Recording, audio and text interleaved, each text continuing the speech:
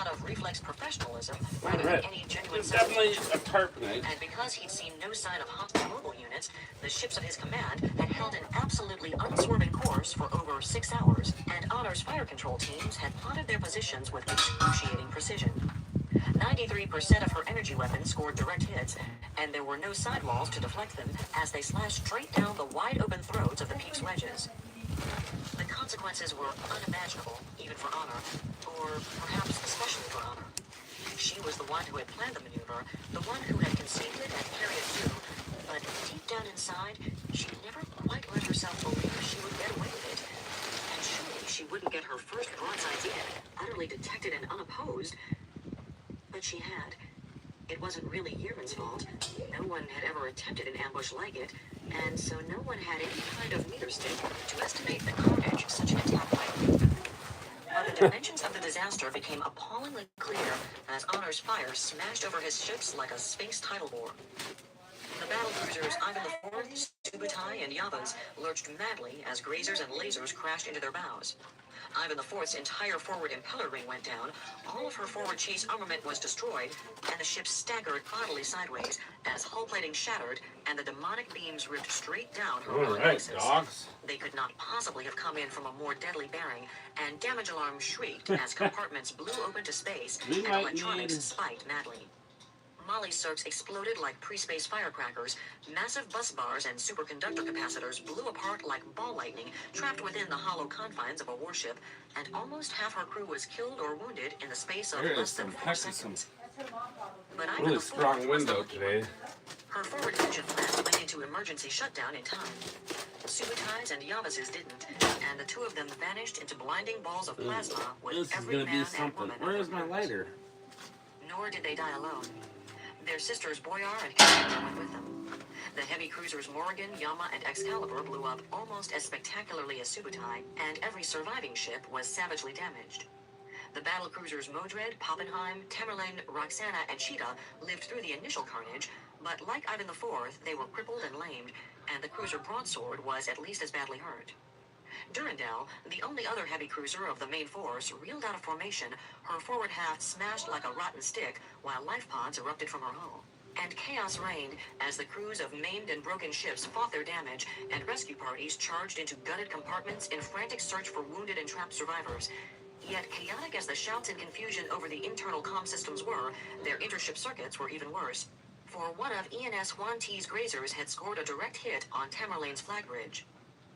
Citizen Rear Admiral Yearman was dead.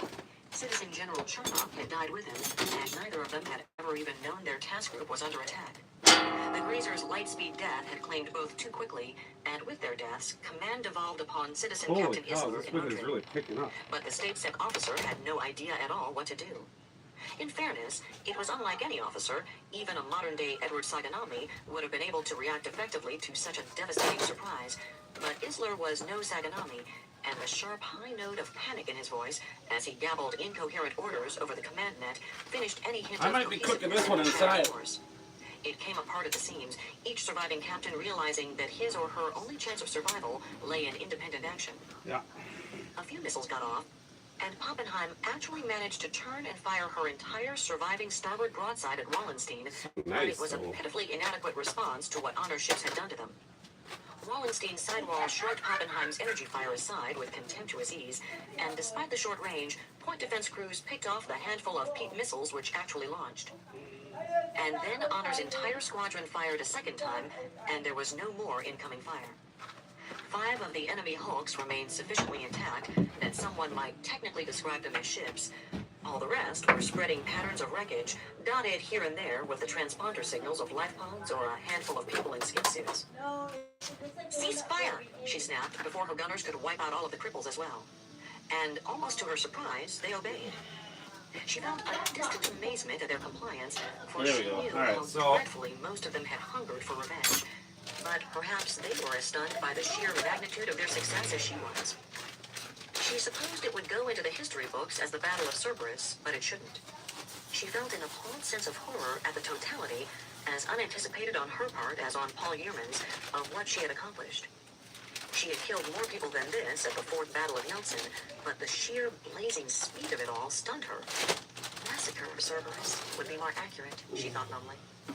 It had been like pushing Terran chicks into deep water filled with hungry Sphinx saberpike. For the first time she could recall, she had fought a battle in which not one single person under her own command had been so much as injured, much less killed. She glanced at her plot again.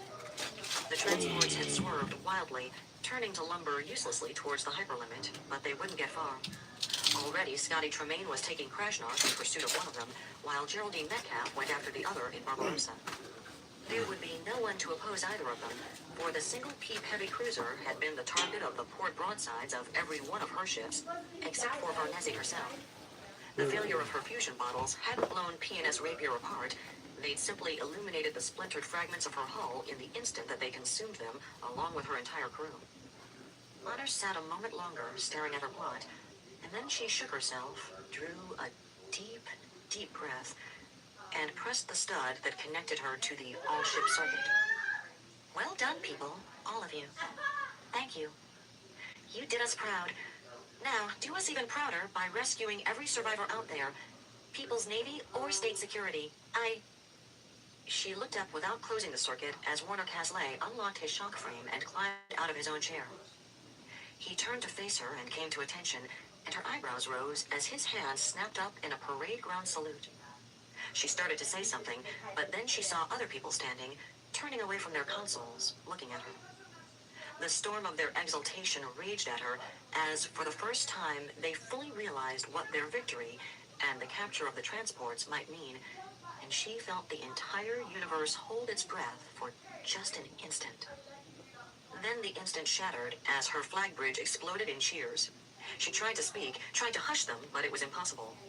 And then someone opened the ship's intercom, and the thunder of voices redoubled as the cheers echoing through every compartment of her flagship rolled out of the speakers.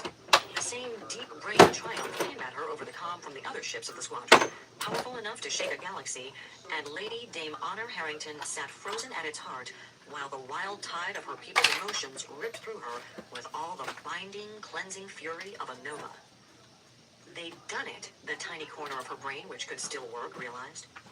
These were the people who had done the impossible, who had conquered hell itself for her, and she couldn't think now, could no longer plan or anticipate.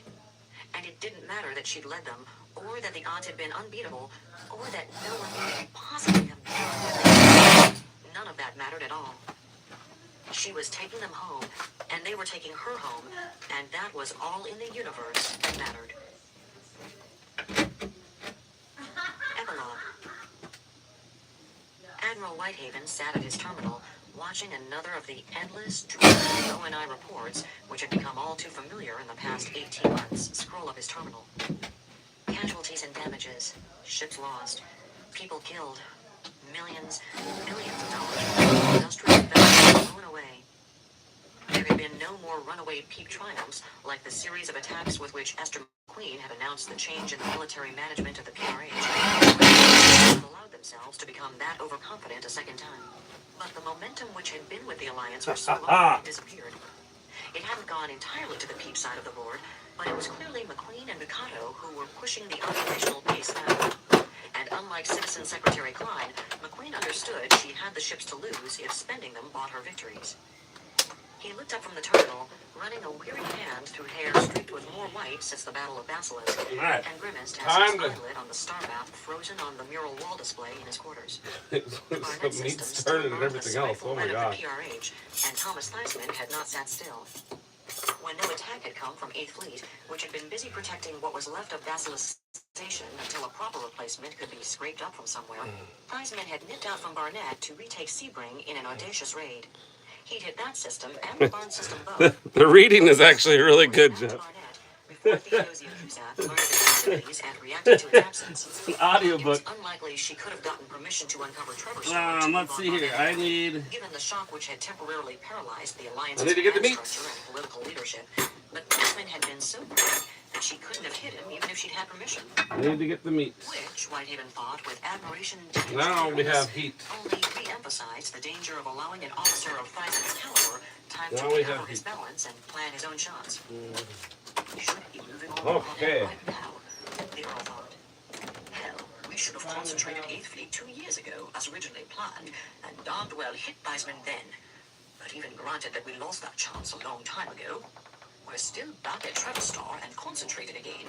And why the hell did the Admiralty and the Joint Chiefs send us back out here if they didn't mean for us to carry out our original orders? But he hadn't been given permission to reactivate his original attack plan, and despite his need to vent frustration, he knew why. The Alliance was afraid, and this time it had too much to lose. He snorted savagely at the thought, yet it was true. He suspected that Queen Elizabeth and Protector Benjamin were as determined as he himself was that the initiative had to be regained, and he had complete faith in Sir Thomas Caporelli's fighting spirit. Lack of courage had never been one of the things he'd held against the burly First Space Lord. But even though Elizabeth and Benjamin were, by any measure, the two most important heads of state in the Alliance, they weren't the only ones, and their smaller allies saw what had happened to Zanzibar and Elizan and Basilisk, and were terrified that the same would happen to them. Nor had the Star Kingdom or the Protectorate of Grayson maintained as unified a front as their rulers must have desired. The Manticoran opposition had been as stunned as anyone else for the first few weeks. But then, as the true scope of the disaster became clear, that had changed.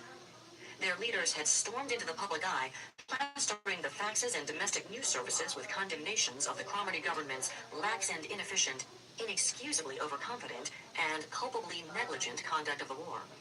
Never mind that the opposition had done its level best in the decades leading up to that self-same war to ensure that the Star Kingdom would never have had the Navy to survive its opening weeks, or that it had paralyzed the Star Kingdom's government and delayed military operations for months following the Harris assassination, and so allowed the Committee of Public Safety to get its feet under it. Nothing in the universe had a shorter half-life than a politician's memory for inconvenient facts, and people like Countess Nukiev, Baron Highridge, Lady de Croix, and their tame military analysts like Reginald Houseman and Jeremiah Crichton had even shorter memories than most. They sensed an opening, an opportunity to blacken Cromarty and his advisors in the eyes of the electorate, and they'd seized it with both hands. The political fire on Grayson had come from another source and been leveled upon a different target. A group of dissident stadtholders had coalesced under the leadership of Stadtholder Mueller, denouncing not the war as such, but rather the fashion in which Grayson's so-called allies unfairly and unwisely dominate the decision-making process. They knew better than to expect the Grayson people to shrink from the dangers of war, but they had hit a responsive nerve in at least some of their people. Everybody's wondering what I'm listening to. Could not be It's a book by David Weber. And there were those on Grayson who Mueller was right when he Space implied opera. that their world would be better off Called if it were to go its Honor own way, Harrington rather than series. marrying its military power and policy to someone like I love Star space Kingdom, operas. who had obviously miscounted I got because if you like Star Wars and Star the Trek, leaders of you the Star Kingdom and the stutters of get Grayson, into Star men and Wars. women who had steeled themselves for the perils of war before the shooting began. You gotta move out of my become feet, buddy. increasingly confident as the actual fighting went on. Few of them had been happy about the war's cost, or about the lives which were being lost, or about rising taxes, reduced civilian services, or any of the hundreds of other petty and not-so-petty inconveniences they'd been forced to endure. But they had been confident in their navies, sure the ultimate victory would be theirs. Now they were confident no longer. Esther McQueen had accomplished that much at least, and the repercussions had been severe. Now, all too many voters demanded that the Navy hold all it had taken as a glacis against additional peep attacks. They had gotten out of the habit of thinking in the stark terms of victory or slavery, and with the loss of that habit, All right, we got they had that also out. We got lost the that out. one We of got that accepting out. that I can risks put had to this be away. run, that an outnumbered This Navy away. had to take chances to Boom. seize and control Boom, come on. Indeed, they no longer even thought of themselves as outnumbered, or how could an overmatched fleet have accomplished all theirs had? That was why the shock of McQueen's offensives had cut so deep, and why the critics vociferously demanded that the incumbent incompetence be replaced by new, better-informed leaders who will let our incomparable Navy safeguard our star systems and our worlds. Which came down in the end to calling the Navy home to stand shoulder to right. shoulder in defense of the inner perimeter, which was the worst possible Let's thing they could do. do this. Mike even swept a hand over his face and took himself sternly. And at the very end of this book, brown. I'm just trying to brown.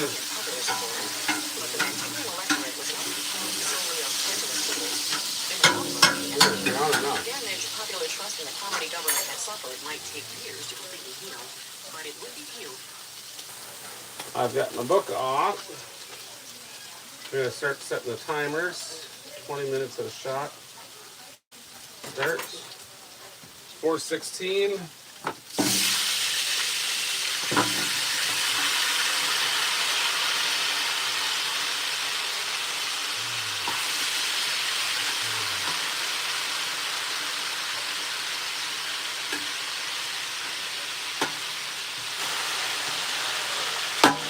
It is windy today, if anybody's wondering. It's like gust up to 25. I gotta go over to the mainland tomorrow morning in one of my little rental boats.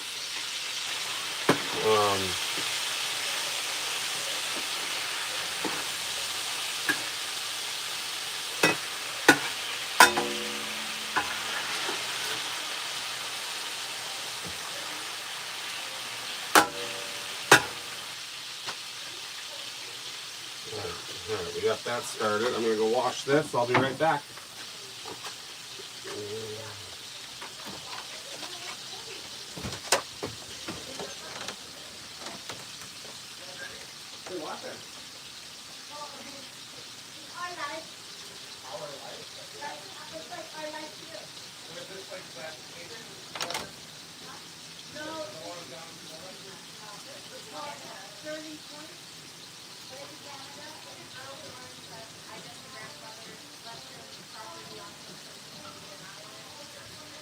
They're running the resort or camp?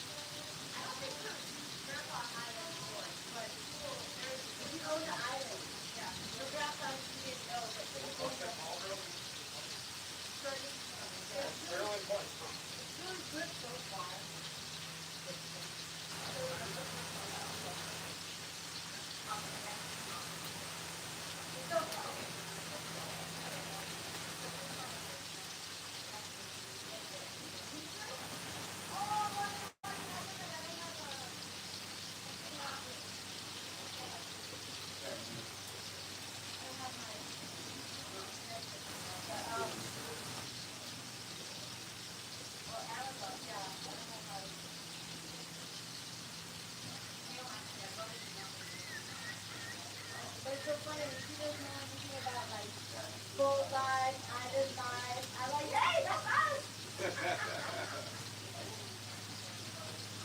Alright, I'll be out here cooking. Alright, let's see here. I don't know if I should, let's go YouTube, respond to some of these videos. Go like this. Let's go search. Oak Island Resort. Live. Just me and Jeff again. Oak Island Resort. Live. Just me and Jeff again. Oh, looks like my wife might be on too. Now I gotta share it. Just me and Jeff again. Oh, looks like my wife might be on too.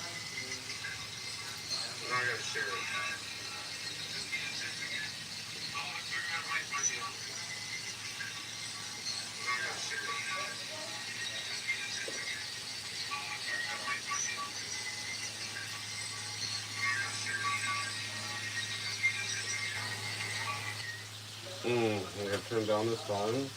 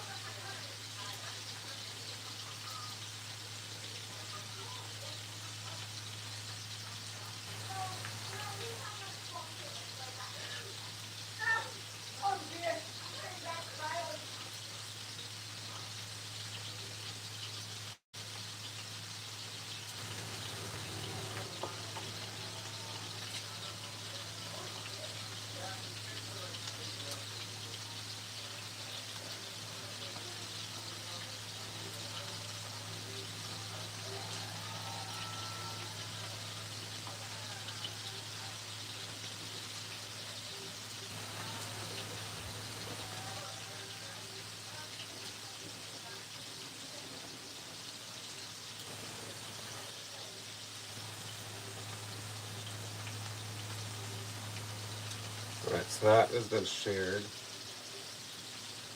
think so.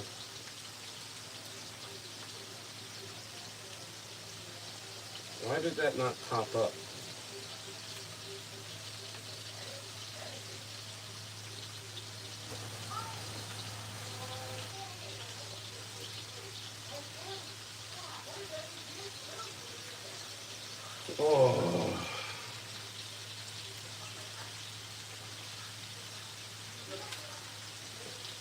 copy link. Let's just go like that.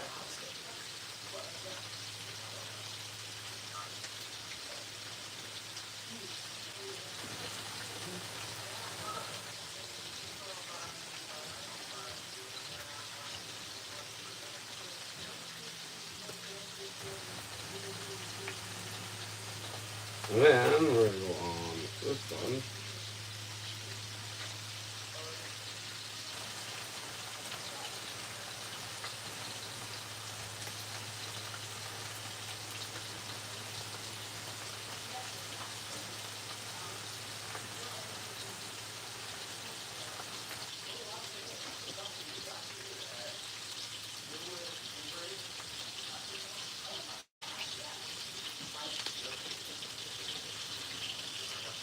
I don't know why it chooses to post some stuff and not other stuff. Like I just posted and it's not showing up on the page.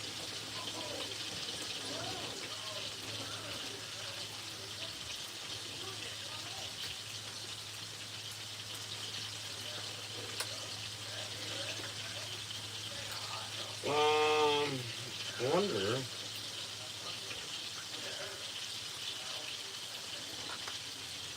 We got some ribs and we have some sausage.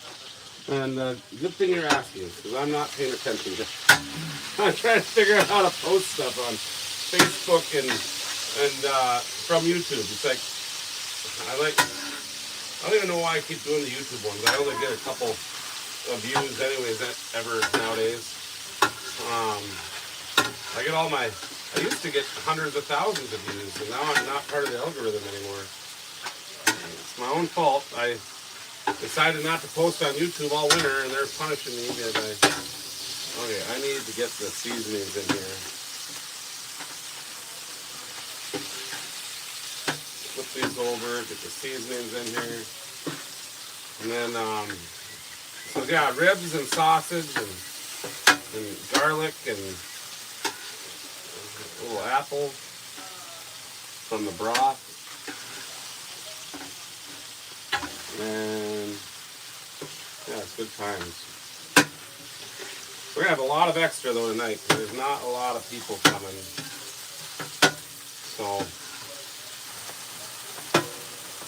crazy musky fishermen in camp that just go hard.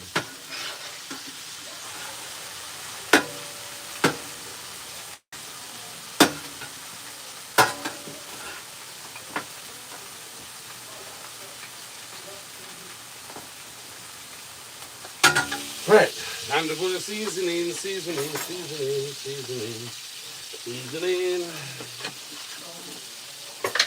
Yep, I think they're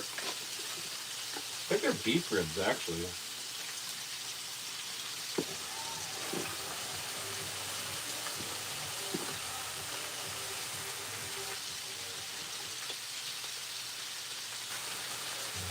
We're gonna do a little bit less paprika so that my wife is happy with it, even though she's not here to eat it.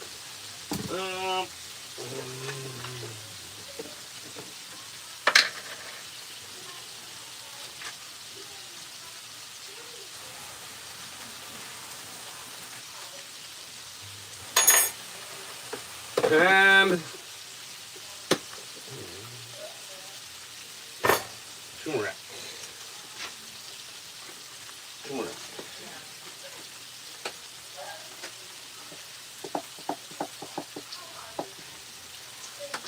All right, seasonings are done.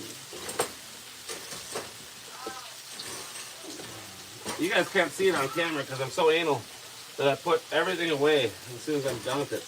My house was a mess this last week. It literally irritated me. So I'm like, oh, my house is a mess. So now we have these seasonings in here. And I kind of just like to let them sit or coat.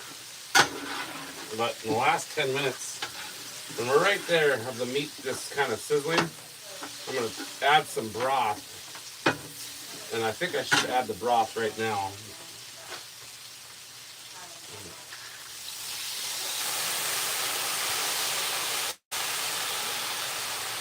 And then, all I'm doing now is trying to get that that meat with this with the seasoning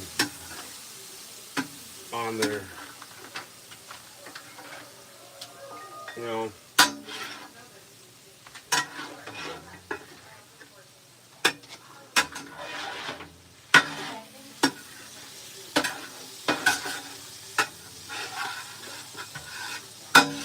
We have the heat kind of cranked because of the wind. I had to add this board. But it seems to be working to knock the wind down in my cooking area. And I have a really nice breeze right here.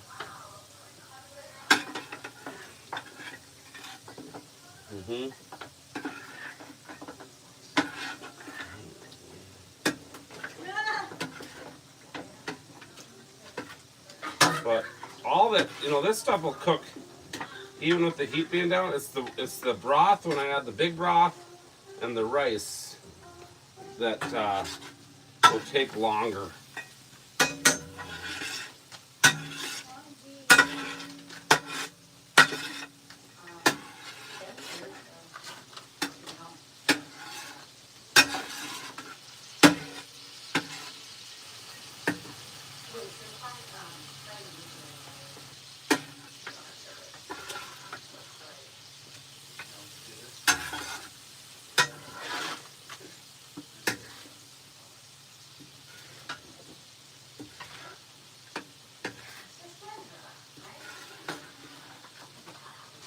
All that seasoning in there.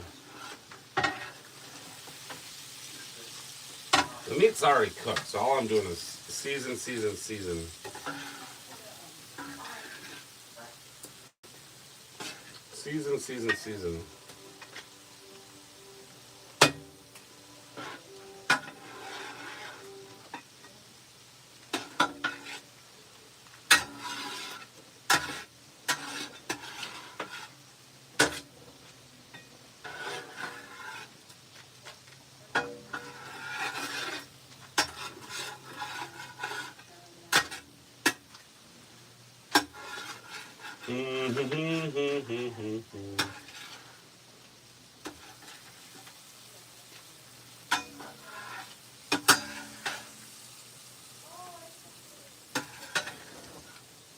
Oh, I gotta make.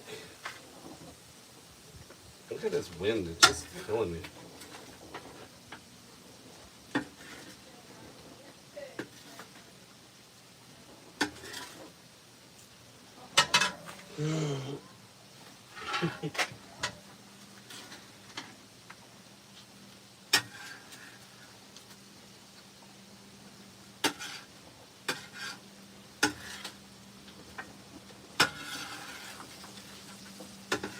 Trying to season.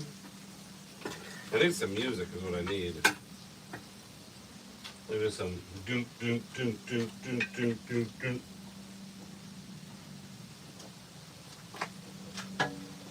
Yeah, that's basically what we're doing, Jeff, is we're putting flavor into the meat. Usually at the end of the night, we add walleye and shrimp to this thing, but we're not even going to have very many people here eating it tonight. Or a lot of it's going to go to the Bears. It's so sad. Trying to find sides. Trying to find Spike? Sides. What to make for sides? Oh, sides. Well, we got all those cookies you can put up, unless you're hoarding those. No, we put them out. We're throwing it out.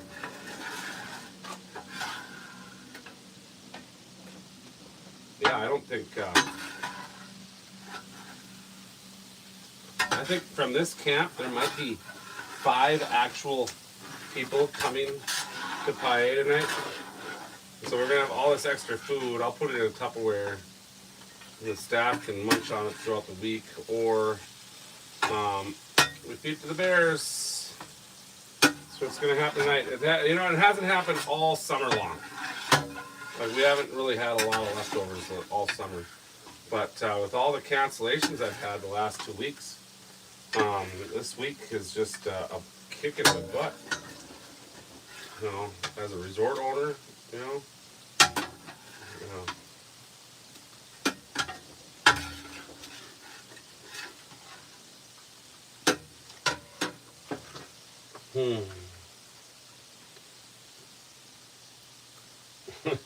That's you're 100% correct. I do need some AC/DC.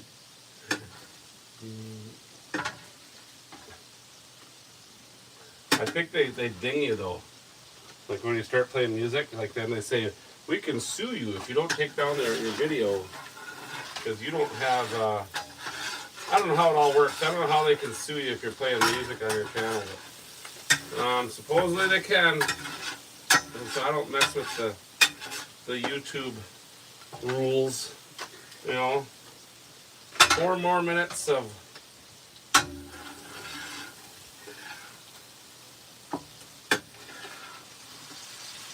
I had a guy book. I think I'm still going to charge him the minimum of 3 nights. It's just like, it's just rude. Yeah, it's a 2-person group. The cabin was, okay, you guys tell me this.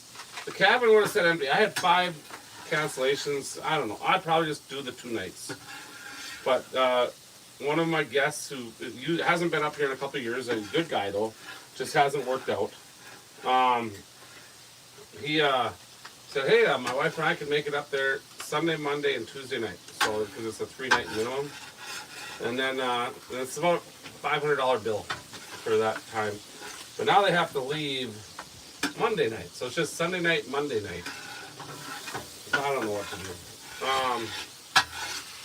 I'll probably just do 2. That's, you know, it's like, we have a 3-night minimum. But it would have sat empty anyways. So it's like, well, it's $300 is better than $0. It's just irritating. It's not. I'm not really. I don't know if I'm really irritated with them. I'm just irritated because this has just been cancellation crazy the last 2 weeks, and I go through it every year. It hit me hard the last 2 weeks, and I think I need to do maybe a bigger deposit request or something. Or there's a guy that we did a show with. You tell me I only have my wife and Jeff watching.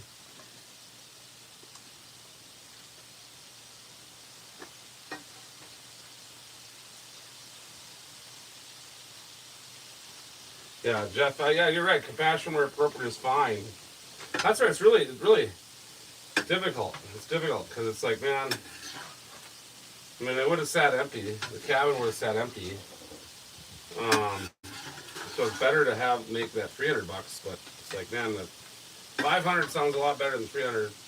And it's not even 500. It's 162 times 3, so 430 instead of 320. Or no, it's a little bit more than that. It's 150, 150, 150, so 450 plus another 30, so 480. Yeah, I bet 500 with taxes.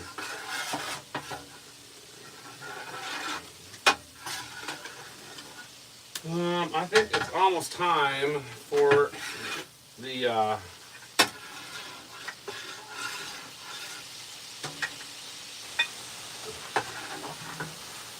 so anyways, there was a guy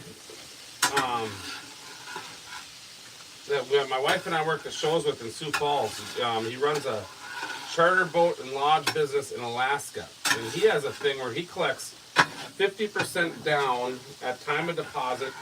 But let's say you booked right now for next year, he gets 50% down, and then he says by April 1st, 100% paid.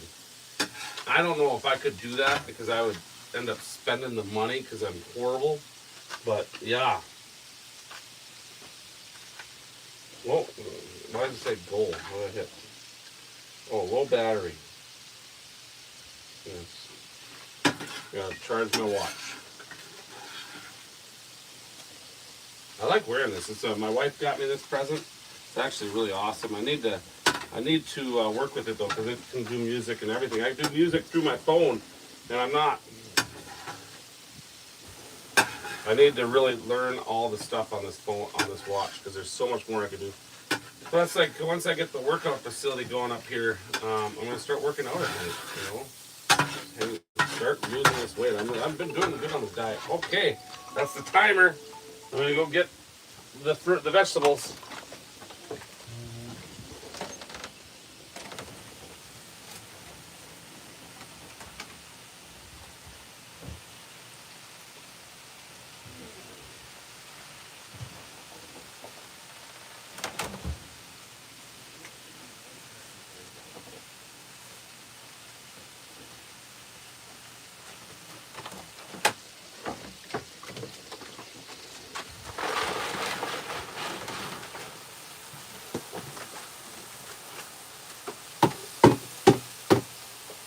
Alright, so we got the initial vegetables in. Get those in here.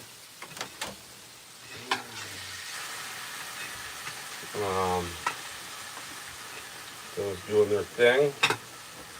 I'm gonna go wash this. I'll be right back.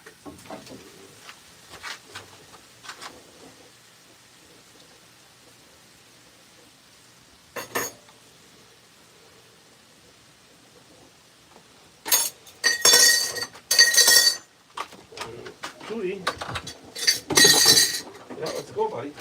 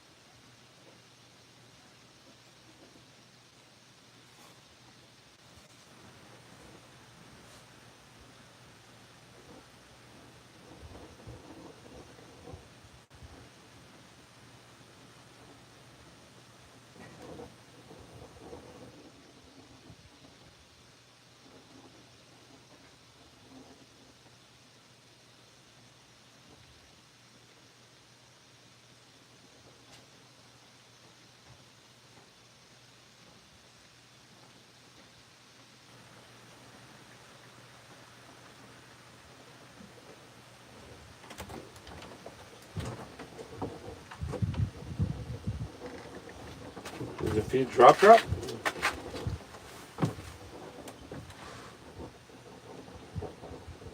No. I think it's back on. I need to go get something to drink, but I'm beer free lately. That stinks.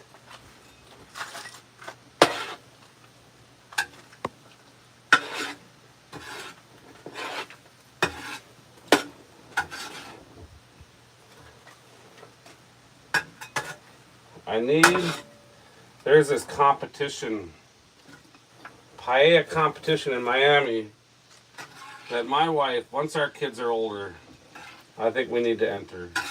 We need to perfect our paella recipe. I'm going to try perfecting it this winter because I become the stay-at-home dad / cook, and then I'm in charge of making everything. The problem is rice does not do good on my belly. So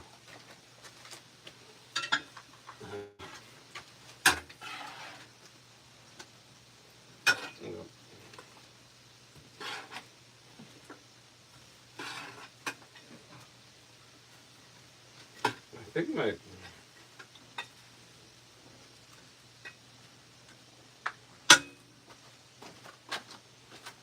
I want to get like a championship belt thing that just says Lake of the Woods Paella Champion.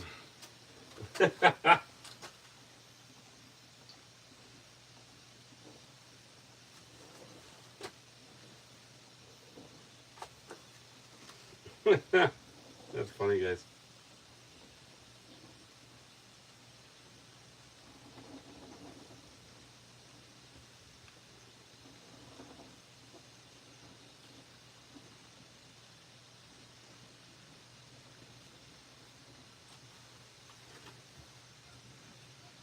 All right, what am I doing? I'm gonna go get something to drink.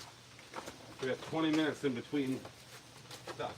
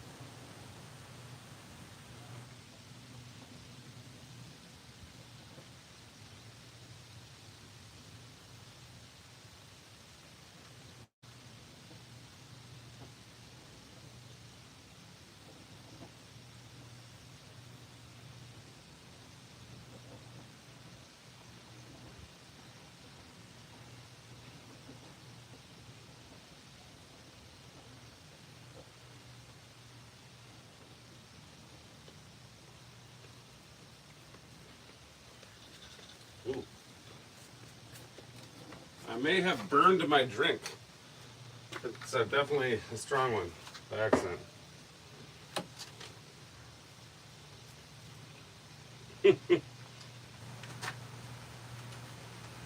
Yeah. 12 minutes of sauteing left.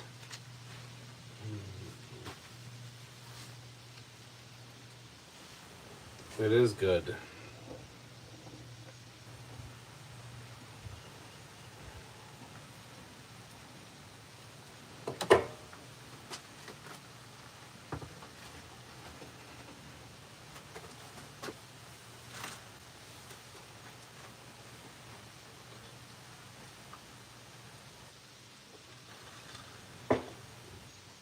Maybe I have to adjust my pan.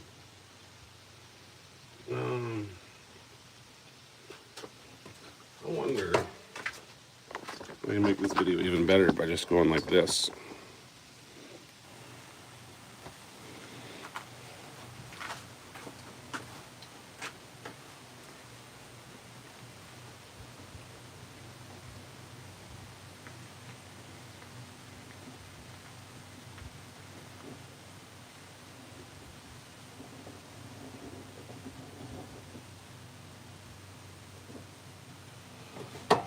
I'm gonna stir a little bit.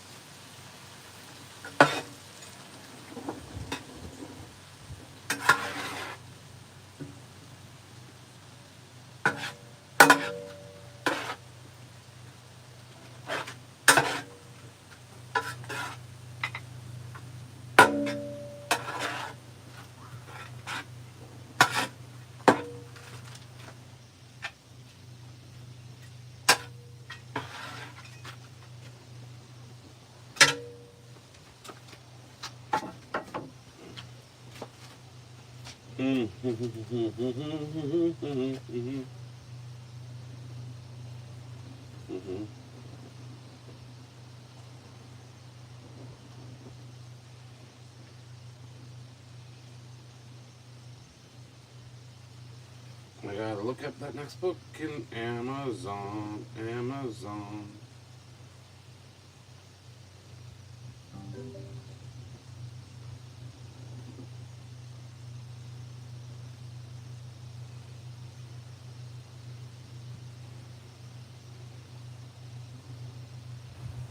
Well,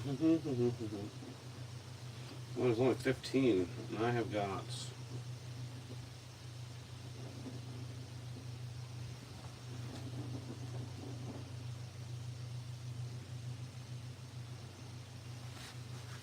Well, I'm already on book 8.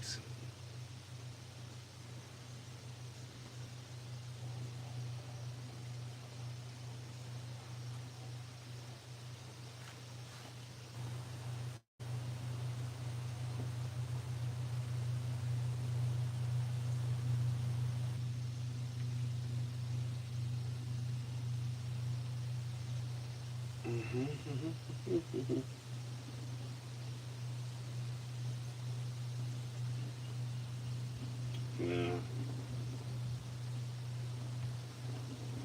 What am I doing? I'm gonna look up, make sure that book is there for tomorrow. Anybody recommend a good, I don't know, good self-help, get her done type book? I just finished The Goal, which was awesome. I mean, just a really good book. I guess I got this Bob Proctor, Change Your Paradigm. I haven't listened to the next 5 moves, but I don't know. I loved The Richest Man in Babylon. I loved that book, The Goal, by same with E-Myth. I loved E-Myth. These are books that tell how to get it done through a story, and you learn something through a story. You know, yeah.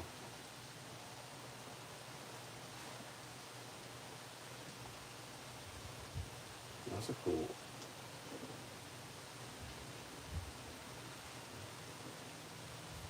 But yeah, I want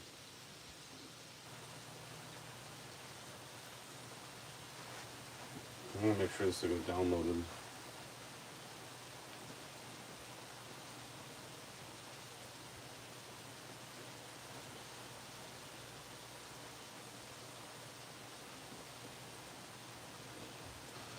32 minutes left of that. But anyways, if anybody has any good book suggestions, let me know. 7 minutes left until I add the broth.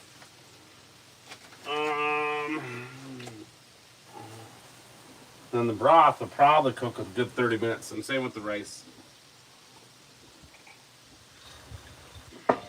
Ooh, I really burnt that drink by accident. I need a good. I mean, maybe I'll listen to The Greatest Salesman again. My dad recommended that to me a long time ago. I think that's. Well, I haven't. I've read it. I have read it. Oh, I got kicked out again.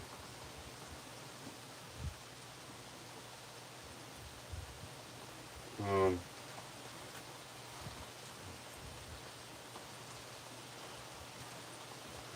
mean,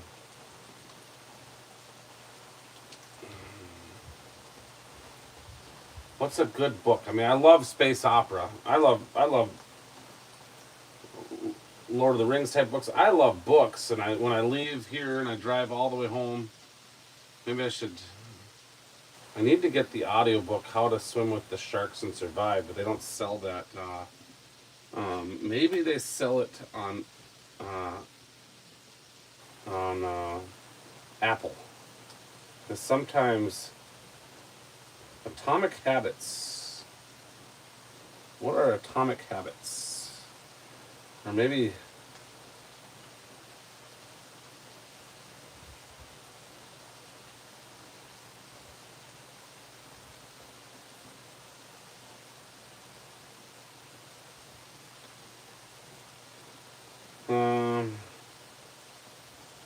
Critical Chain. This guy that wrote these books, Ilyu Goldratt. He wrote The Goal, and that was a great book. But I mean, I'm not in a factory business. So. Max Your Life Unabridged. Oh, when did he come out with that? I loved his. The Power of One More was a good book. It's only $4.99. It's only an hour and 25-minute listen. Oh, all right. I'll buy that. I'll listen to that tomorrow a little bit because I did like Ed Millett's The Power of One More.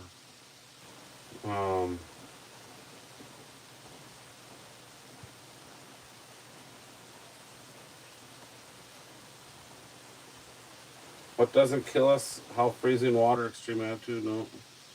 The Toyota Way, second edition? No. Traction, get a grip on your business? Well,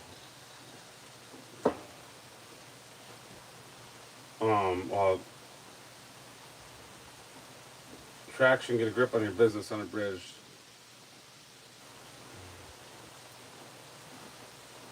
Do you have a grip on your business, or does your business have a grip on you? All entrepreneurs and business leaders face similar frustration, personal conflict, profit woes, and inadequate growth. Decisions never seem to get made, or once made, fail to be properly implemented. But there is a solution. It's not complicated. The entrepreneurial operating system is a practical method for achieving the business success. I already kind of have me email, but you know what? I will listen to this audiobook. That's probably what I need. I also need a better follow-up method for when people want to book, and then I can get back to them. Because I know I am letting some of that slip through the cracks. And we did pretty good this year, but oh, here, I'm missing the read because I'm looking at books to buy. Let's see, what's Jeff say? There's an old book on making more sales and business dealings called The Go-Giver. It's pretty good. A friend years ago would give a copy to all his employees. The Go-Giver. I will look that up right now. I'm always looking for books. I'll look that one up on Apple, because if it's an old book, it won't be on Amazon.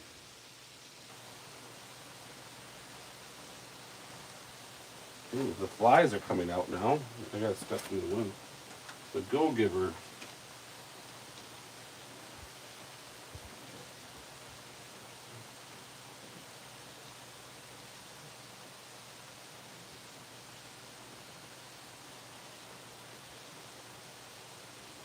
Yep. There. Thanks, Jeff. I just added 3 audiobooks. One's only an hour, 25 minutes long. One of my favorite the guy that wrote The Power of One More, Ed Millett, he has a Sirius XM show, I guess. I've never listened to it. I found him on YouTube. But that's why you do all these platforms. Because you don't know where people are going to find you.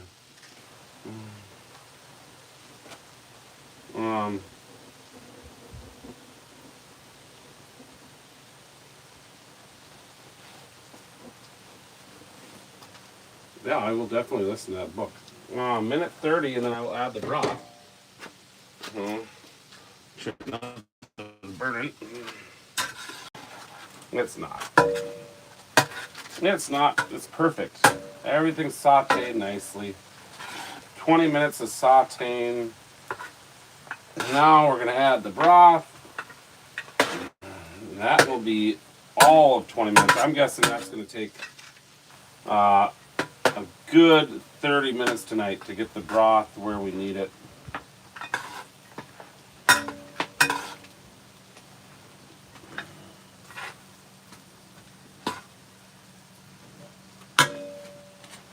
I'm going to go get the broth. Got 47 seconds. I'll be right back.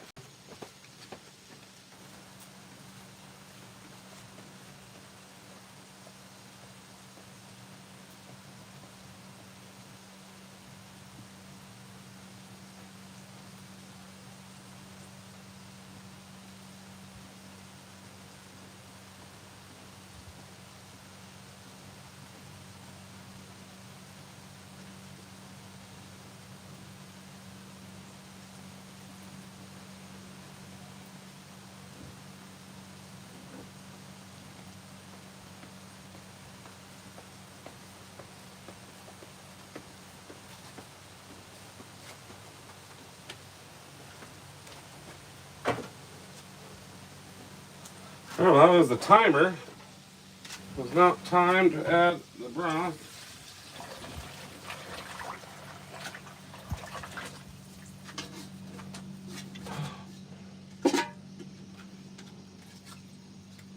We had a rib stuck in the bottom of the broth thing.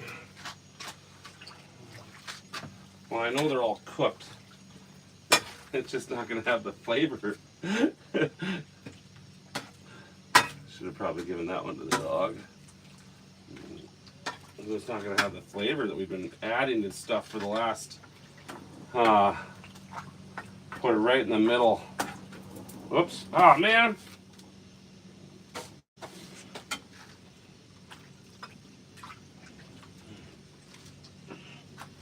So, one of the reasons I went on my diet is all my pants were getting tight again. And I'm happy to say, if my wife is watching this, my pants are fitting again. I've been on this diet 2 weeks. My clothes are fitting again, but then we got to think of where we're going to go for our date night when I come home. Where she would like to go. We could do a Zoomies, but I don't really want to do a Zoomies. I wouldn't mind going to a really good steak place, but the problem is my wife and I have learned how to make better steaks at home than most steak restaurants. And I like going to a nice restaurant, at least once every time I go home.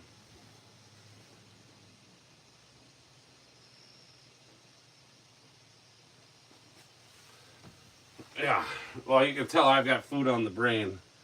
I had, actually I had a really big breakfast at 11 o'clock. I had a protein bowl, scrambled eggs with bacon and hamburger all mixed together.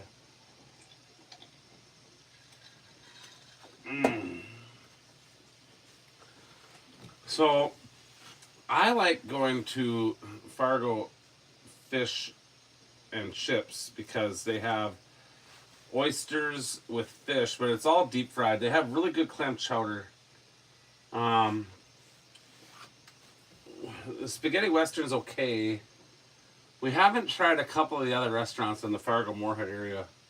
I think that's what we're gonna have to do for one of our date nights this week. So I'm already excited about food. I'm leaving here at 8 a.m. tomorrow morning. The waves are gonna be horrible. I'm gonna get wet. I'll just go slow. I gotta grab a boat and pull it down to. I might just do that next week, truthfully. The smart move would be for me to leave tonight and go through the War Road border and then go south. And just go home tonight because the waves will be less. And that might be what I should do. I will be right back. I'm going to go wash this bowl.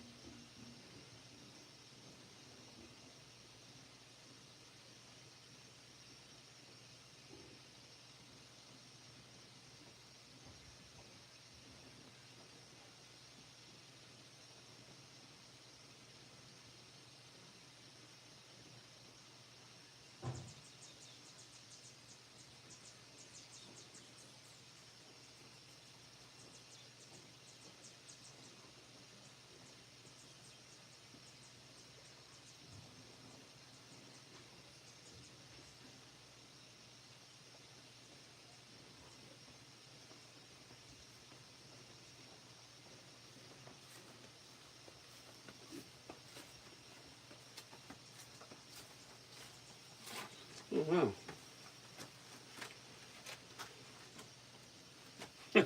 That's so awesome.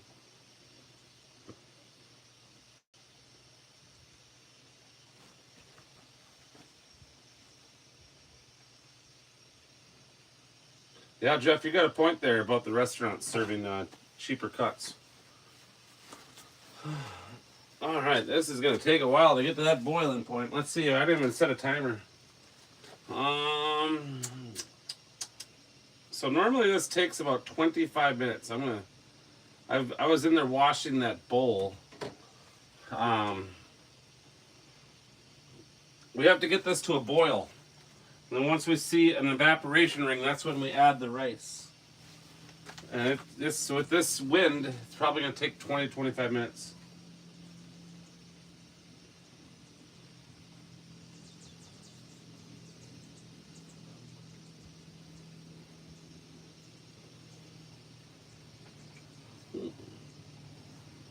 Wonder if there is a way.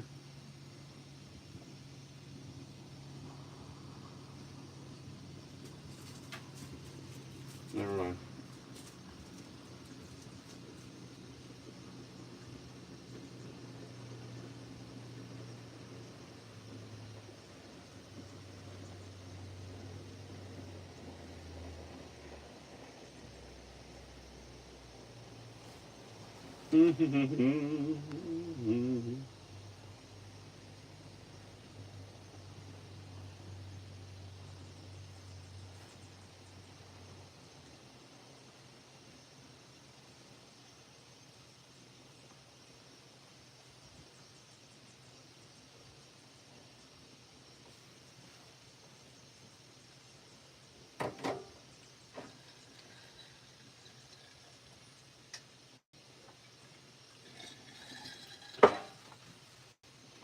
Hmm.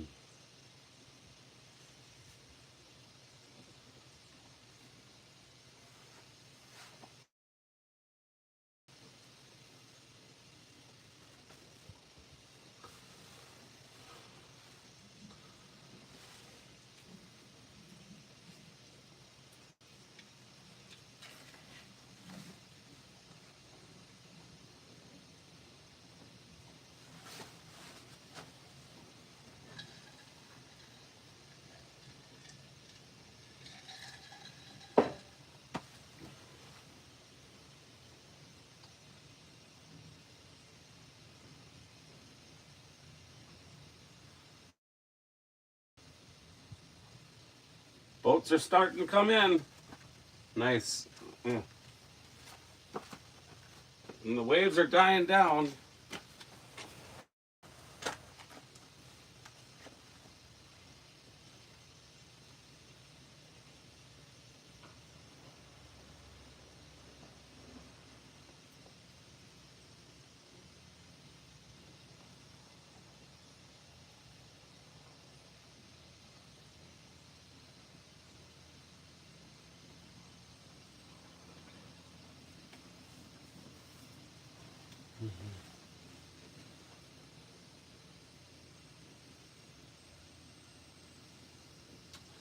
Cooking away.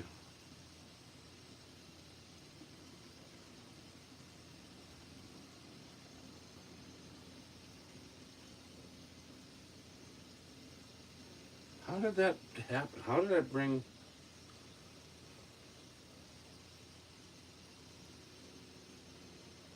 I was able to hit this before and it brought up who was watching.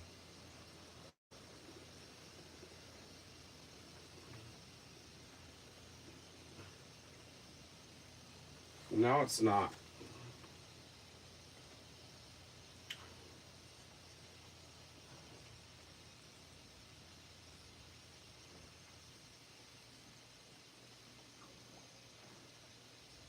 Hmm. Interesting. Whoops.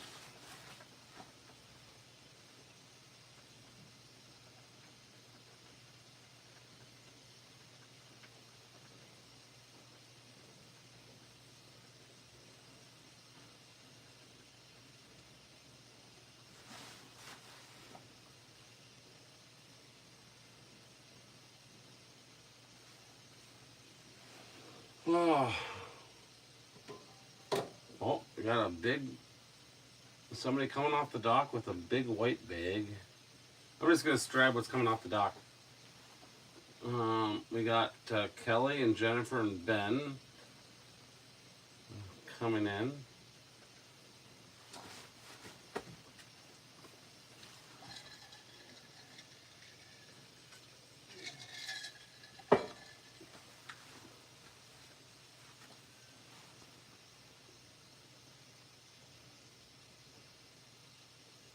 white garbage bag.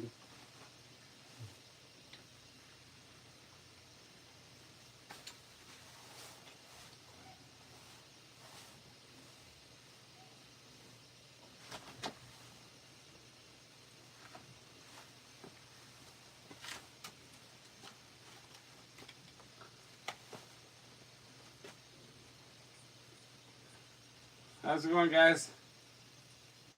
Did you make it out?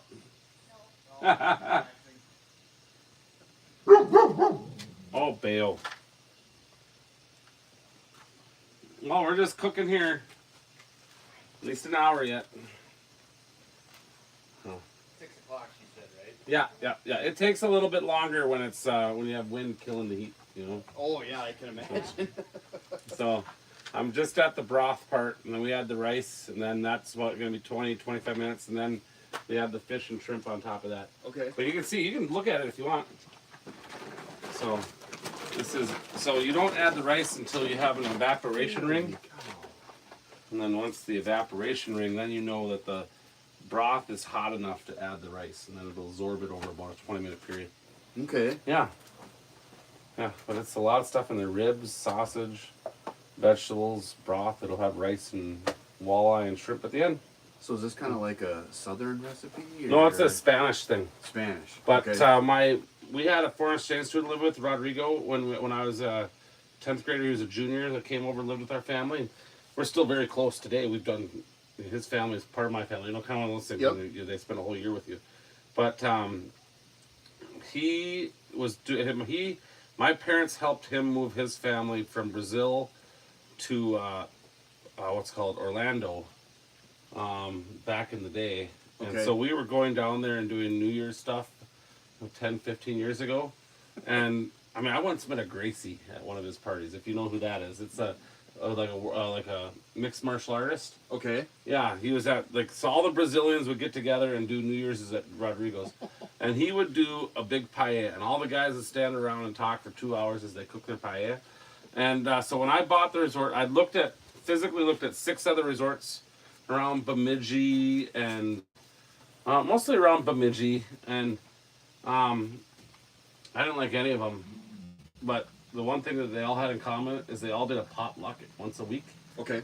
And I realized, up here on Lake of the Woods, people don't have to do that because, the resorts up here only die if somebody's not running them properly. Right. You know? Right. Because people want to come to Lake of the Woods still, but other resorts, they have to still work for their clientele.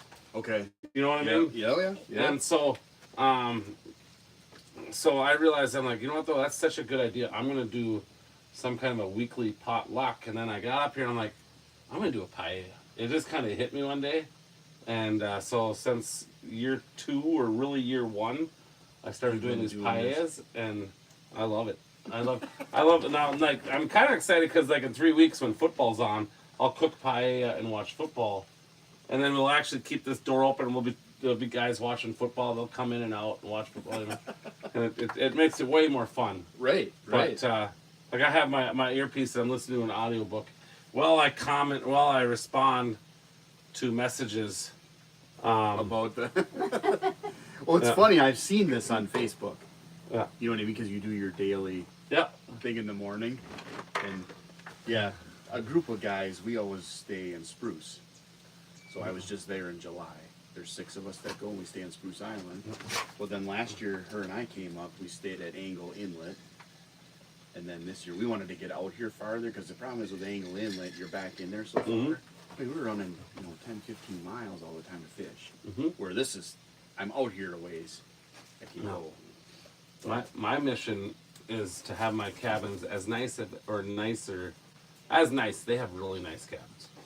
Angle Inlet? That's what I was told. Yeah, but there's nothing wrong with these. No, mine are good, but I might actually get the cabin you're in. I might do it next year. I'm going to invest the money. Trailside first. That's happening at the end of this season, going into next year. And if it's in the budget, we're adding huge screened-in porches on both Trailside and Birchview and Cedarview, to where it'll be almost. Cedarview almost doesn't need it, but I want to make it so I can sleep 6 people comfortably. Okay.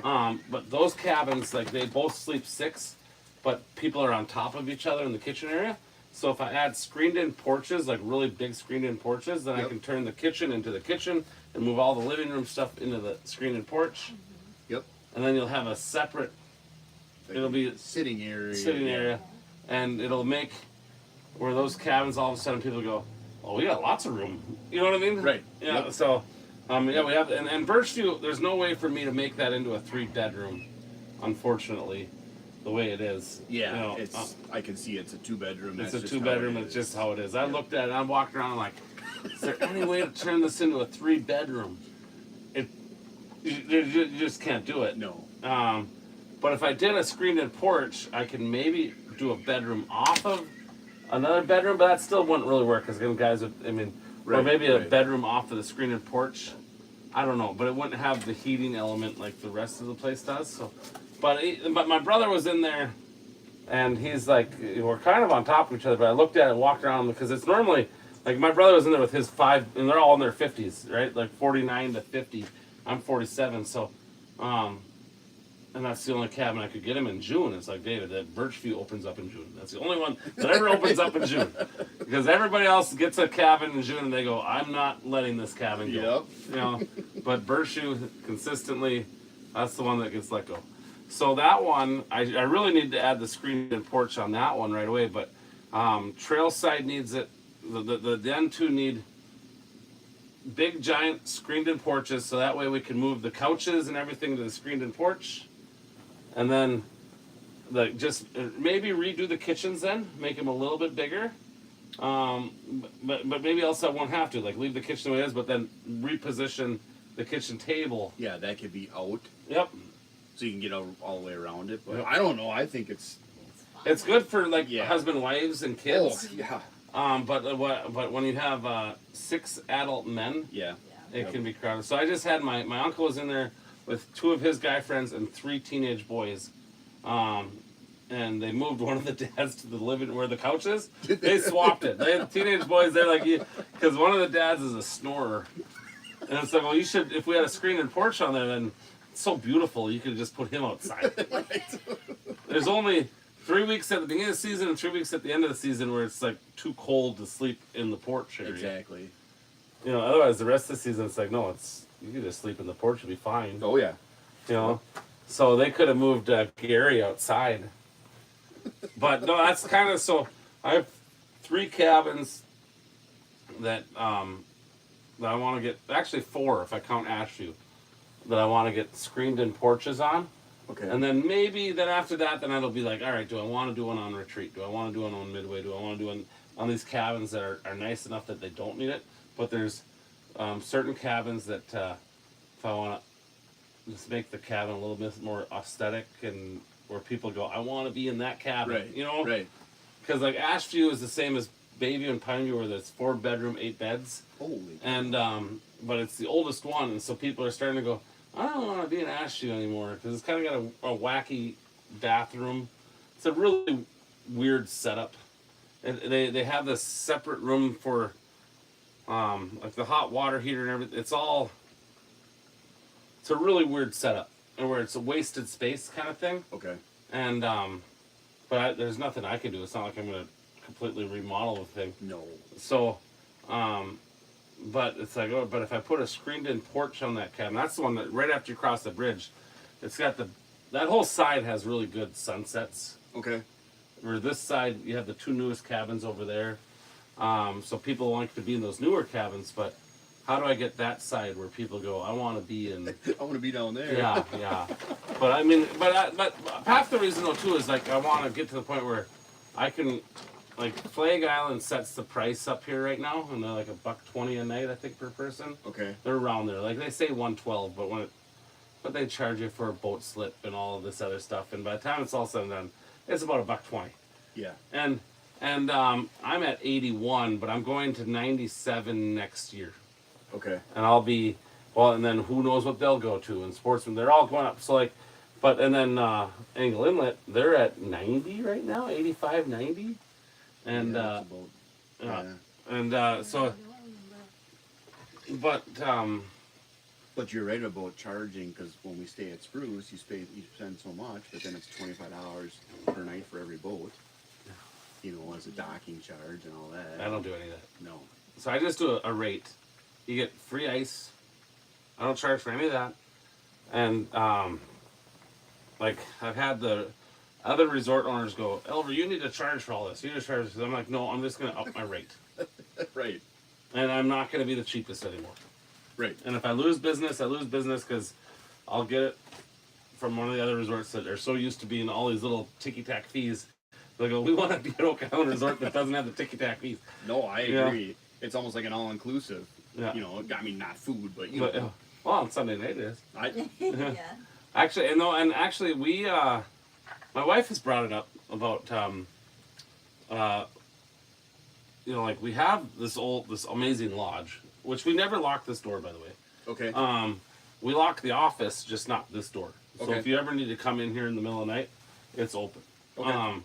But and I could if we, I'm building these tarp garages because there's the old laundry building on the other side of the owner house, and if we get these tarp garages up and we move all the stuff from that building, not all of it, but most of it, out and put it in those tarp garages, and then we're gonna behind the fish clean building, we're gonna move that stuff out too because I want that to be a sauna and workout room. But then we could put a bathroom in here, and then get the bar up to code, which is only not really that expensive in the big picture of it. Then we could do food. We could do the American food plan, Oh, yeah. you know. Yep.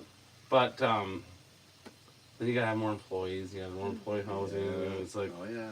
and we're you know, I'm a resort realtor in the off season, or I'm the newest resort realtor for Minnesota Resort Sales, and I thought I wasn't doing very good, but now after working in the resort realtor real business, I'm like, Oak Island Resort's kind of kicking ass. Excuse my language. It's like I'm actually okay. I'm not gonna beat myself up anymore. Even my wife says, "Don't beat yourself up," because you're actually doing really, really good for a small. Because we have a debt payment, you know, and when you think like, oh, you know, even after I make my debt payment, we're still taking home a profit. We're doing really good, Right. You know. Yep. So, and I'm only. You could call it year 4 or year 5, depending, because I bought it in COVID in 2021. So it's like, am I in year 4 or am I year 5? I don't really Right. know. That was kind of an off year. Yeah. So, but I did learn that's one thing I have learned is that working in the resort world is like, it's like, okay, if you have a resort that cash flows, it's like, that's amazing. And I was like, Yes. well, I have that plus, you know? Yep. So, but, Oh, that's good. yeah. But with that being said, I have these ideas like screening roofs. I've got 5 roofs I need to get done that haven't been done. Like when you walk that way, you'll see retreats and midways Yeah. Yep. that need to be done within the next year or two. So I'll try to get midways done next year. And I have to stop myself because I just like to just rip the Band-Aid off and just, you know what I mean? Oh, yeah. Like it's like, no, it needs to be done. Just get it done. You know, but I don't care if I make a profit or not. You know, I'll figure it out. You know, but Do you remember Sheridan Hayes and his girlfriend or his fiance? They stayed here a couple times. I know that name. He's got a gold Triton boat, fishes muskies. How many years ago was it that he stayed here? They would have called this year and canceled They this called year. and canceled. He was this here year last year. because they were expecting. Oh. Yeah, they had a baby. Oh yeah. So- That's Alina. Yeah. Yeah. Yep. They just got married. Yep. Yeah. Yes. Yeah. They're on this calendar for next year. Are they? Mm-hmm. Okay. Yeah. Yeah, because he used to go to Spruce with the guys, some of the guys I go with there now, my nephew and his buddy and stuff like that. So, and that's why we came here, because I asked Sheridan. He gave us. He goes, go to Oak Island, so that's Well, why. good. Yep. Good. Yeah. No, they're on. They're coming. They're in Ashview, which is a bigger cabin. Okay. That's the one that I want. Like that's number 4 on the list for screen and porches. And I have to redo the bathroom in there. That one needs a little bit of a facelift. But I've got Trailside, Birchview is supposed to be, Trailside has to be done next year no matter what. And then it's going to be Birchview. And then it's Cedarview. And then it was going to be Ashview. So, but they're staying in Asheview next year. But I have all these plans because I might own the resort 15 years, and I also might sell it within 5 because I'm newly married and I have a 19-month-old. I'm leaving tomorrow, so you guys aren't going to see me a lot. So I'm going home for 4 days. But yeah, so I newly married, and it's like, all right, well, I want to go see my wife and kids, Right. you know. Right. So, but actually, I've got a couple of really good employees right now, and if they both come back next year, great. I know one of them wants to come back, and she's more than welcome. And if I have the right employees, then I can come and go. You know what I mean? You can trust them, and Yep. when you're gone, Yep. you know things are taken I have care of. if I only have to be here Thursday through Monday, and then I have to be here this week. I have to, it's like cool, Right. you know. And we have Laura's got her friend coming to work at the end of this month, and if he likes it, then they both come back. Then we just have to find that third one, Okay. you know, because you can run this place with 3 people, and Yep. so it's a luxury when it's me plus 3. You know, Yep. and the hardest part is there's also you almost want to find older employees like Lara, who's older, because they don't really look at hours. They just go, whatever. It's not, we're on an island. I'll take the time off when I need time off. Right. Right. There's no such thing as a 40-hour work week. No. Where the young kids, they're like, I only want to work my set schedule. It's like, oh my gosh, guys. Just get the project done and you can go fish. Exactly. You know? I was gonna ask this trail. You can walk all the way to Sunset. So we're free to walk, go for a walk. You can walk to Frank's store and buy muskie baits. I have some muskie baits in here. Okay. In fact, the manufacturers of Muskie Safari and Wicked Deadly Outdoors are both staying this week here. Okay. So if you wanted to tell Steve, you see most of his stuff is sold already. But I still but that's not fair to Scott because he's already restocked me once. So they sell a lot, right? And it's funny because they're friends, but they're also rivals when it comes to this bait manufacturing thing. So one stays there, and then the other stays there, and there's 8 guys, and they all know each other. And they're friends, but it's like my bait's better because of this. My bait's better because of this. And it's like, guys, you both make really good baits, you know. But they're both staying here this week, and then and then Frank has a bunch of stuff in his store, and then Sunset is probably the #1 run resort up here right now. But Sam and Travis have been doing it for 15 years. Okay. Yeah, that's why I have to up my game. Because they I go over there and their staff are just, they have it down, But like Sam says, it took her 7 years before she even found employees that would come back a second year. Oh, really? Yeah, and they're in year 12 to 15 right now,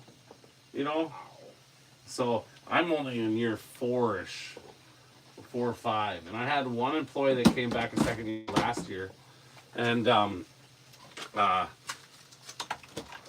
yeah, what?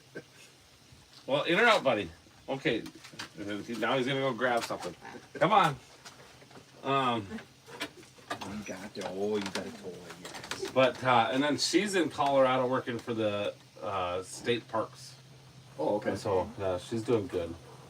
But so that's why with Laura being older, if she wants to come back, it's like, yep, you know what I mean. Mm-hmm. But that says Sam said it took 7 years. But that would be the other reason too. You'd want to add a bar and restaurant because then you can actually afford those people who want to come back because they make more money. I suppose. It's like if you work a 20-week season, you make $1,000 a week. That's including tips. Then that's good. But if you work a 20-week season and you make $2,000 a week, that's better. That's a job. That's a real. That's a real. That's a real something real. Right. But we're figuring it all out. But if I did that, we'd have to invest a bunch of money and put a bathroom back in here. Oh, okay. Yep. Yep. Yep. And then we'd have to like move the washers and dryers and just, which is not necessarily unheard of, but Right. you know. Right. Oh, that's the timer.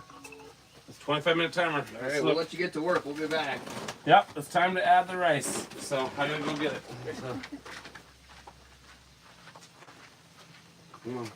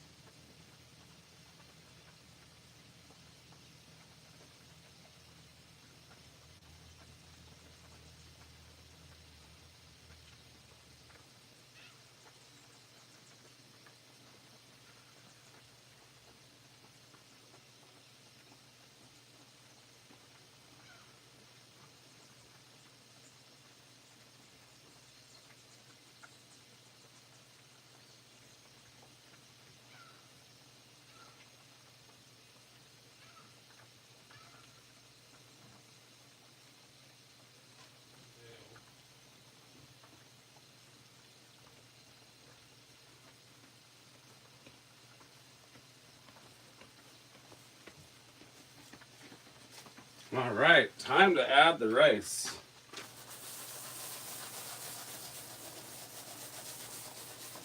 That took about 27 minutes. And now,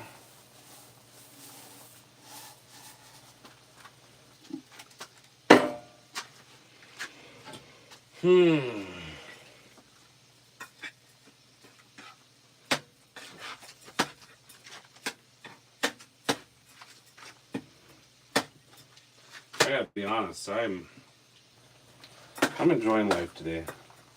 I go home tomorrow for 4 days, see my wife.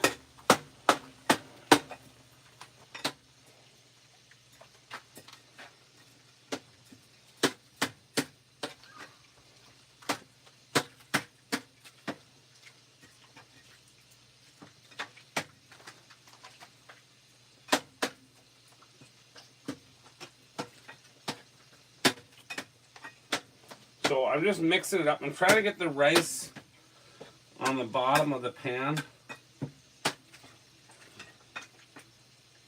And then I'm just making sure the ribs are down, you know, kind of thing. Like, why isn't this one down? All right, so now everything is kind of in there. I'm going to set another 25-minute timer. And at that point, it'll be right before 6 o'clock. And should be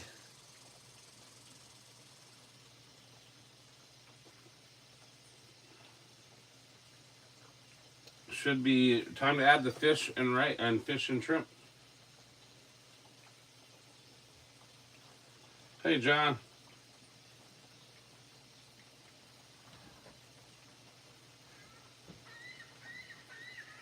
Oh, you can just hit that.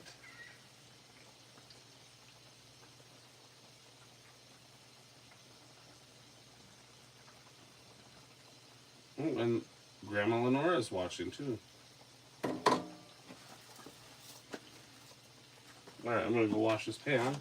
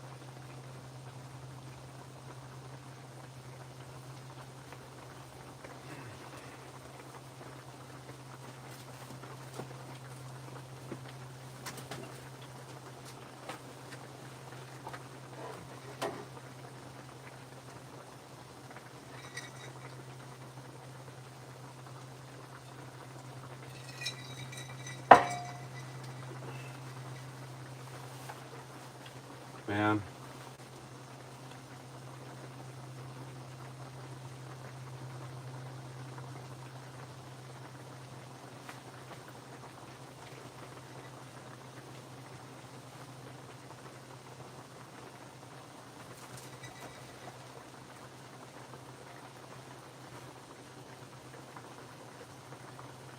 Yeah, so we're just waiting now. It's a waiting game. 20 minutes of waiting game.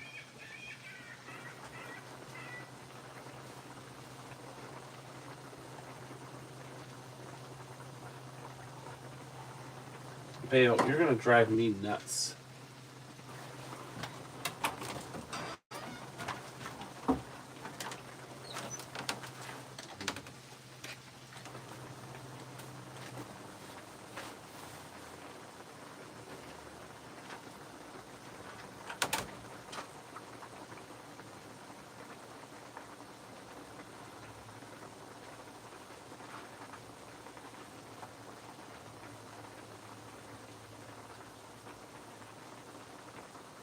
What'd you do today, Ben? Yeah, you caught some fish? You guys going after walleye this year or muskie? Walleye. Okay. Good. I just think it's awesome that you come up with your parents every year, man.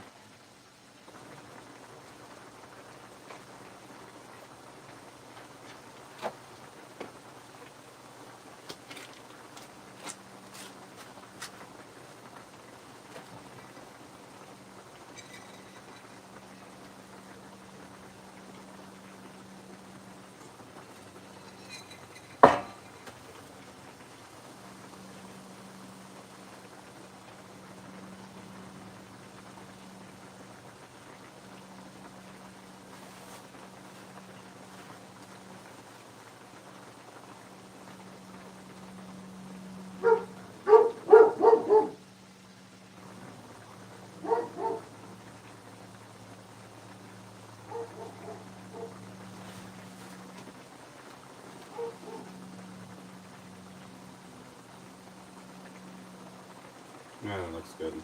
I'm so good. What do I want to go eat it with my wife? Where am I gonna go eat with my wife in Fargo?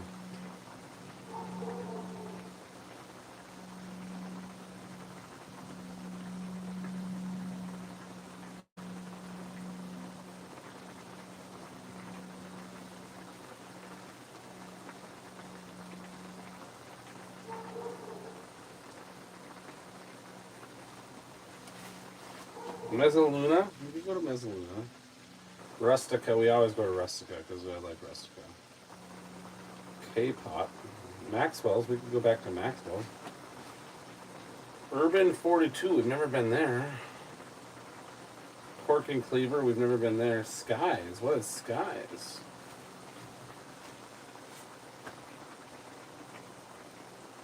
Helix? That's Grand Forks.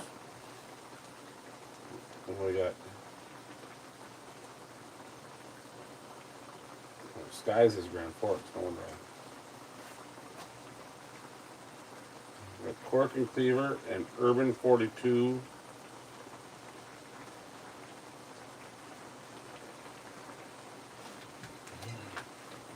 Mezzaluna doesn't have a very good steak.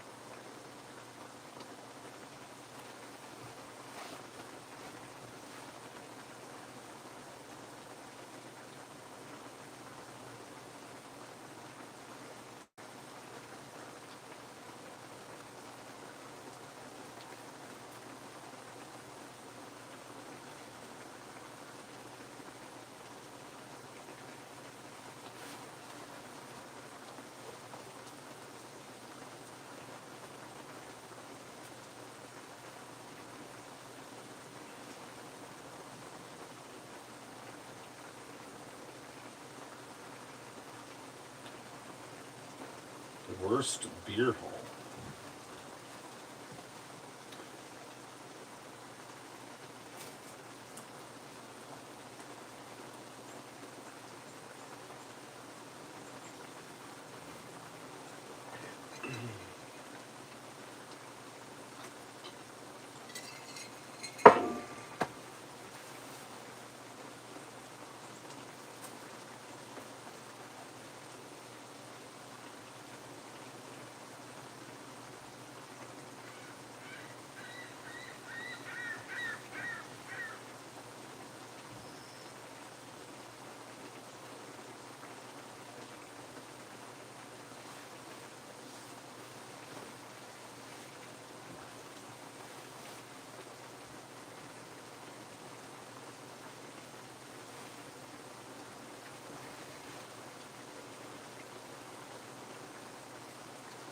Blarney Stone. We could go to Blarney Stone. Lucky's probably ate there. Rhombus guys.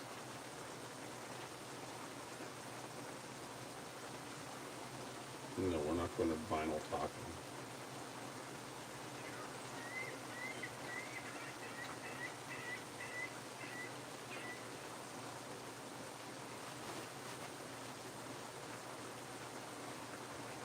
Oh, reviewed.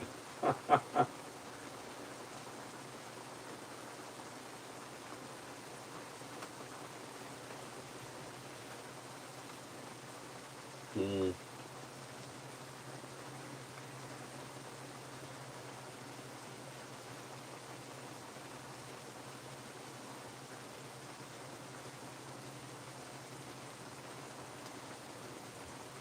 Oh, yeah, there's.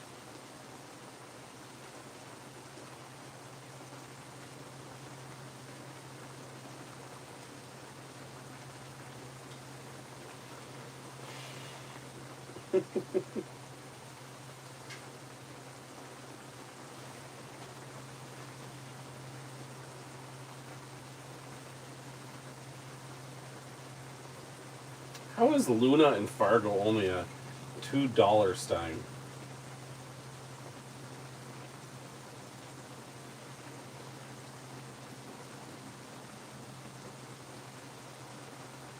I mean, I wouldn't mind going back to Luna. I'll admit. They're good food. That should be a 3 star though, because after you get your bottle of wine, your food, and everything, you're spending $80 per person.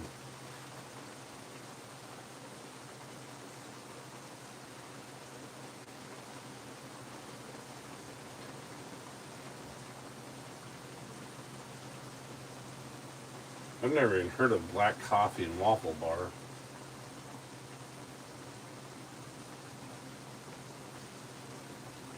Samurai Restaurant? I've never heard of that one. It says literally the best sushi in Fargo. The Zoomies would probably argue that.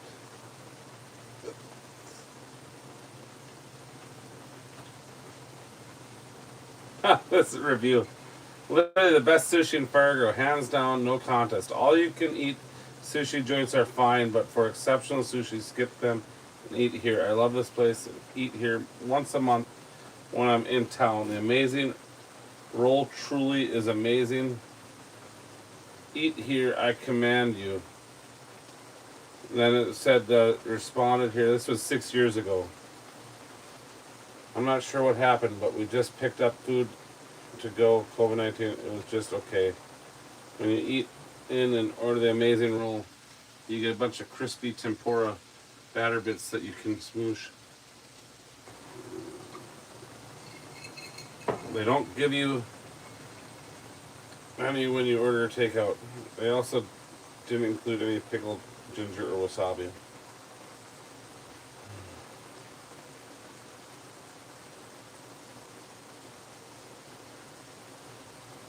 I've been there 50 plus times over the last.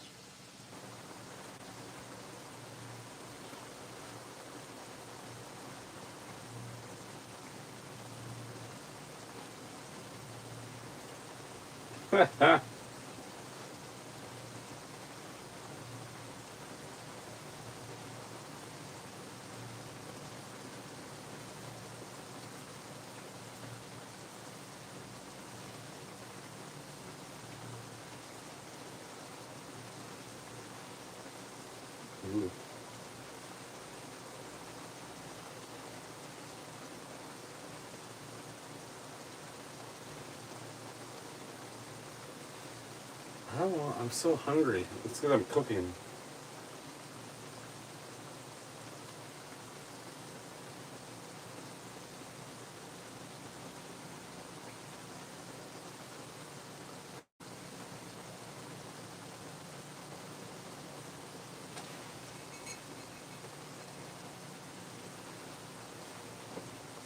Oh.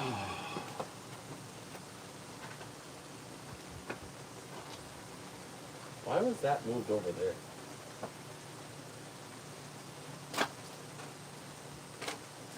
Oh, because Todd was coming in out here.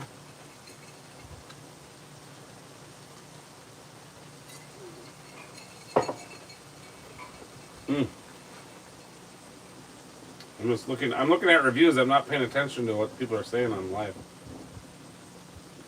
Well, nobody said anything. Okay.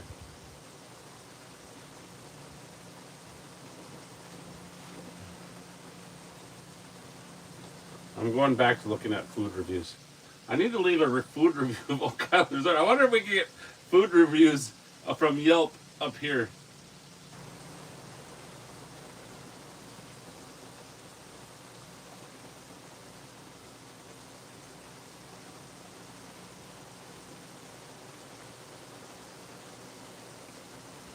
Let's see here. Sunset Resort.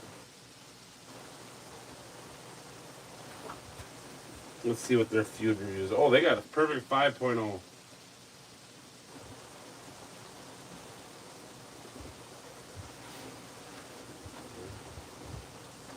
Let's see here. Where are the reviews? 8 years ago, great place, been here many times. Jim S. And staff food drink are always first class. If you've never tried Sunset Lodge before, you have to check it out. And the fishing is always fantastic.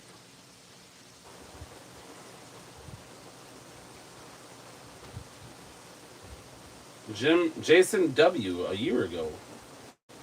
Simple, necessary, and social. This is how I would describe this off the beaten path. Recluse, tucked away amid 14,452 islands in the Lake of the Woods. This lodge has all the things to make a memorable trip. Oh my gosh, this guy wrote like a book. Built for fishing, the lodge is a prime location to shove off into the open wilderness with plenty of experienced guides that really know their stuff. And a few days of lake fish punctured with a shore lunch should be on your list. Besides that, it's pretty straightforward and simple. But the combo of a cozy lodge with good music and meals made like you were in your mom's kitchen will make a wonderful social experience. Whether it's family, friends, or colleagues, this is a place of truly disconnect technology and human being. Don't worry, there's enough connectivity to get a sports game or TV show. It takes a minute to get there, but it pays in spades after you are done. That's a heck of a review.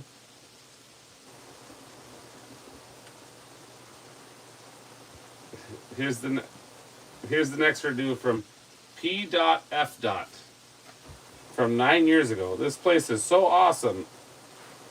The accommodations are great. The staff is first rate.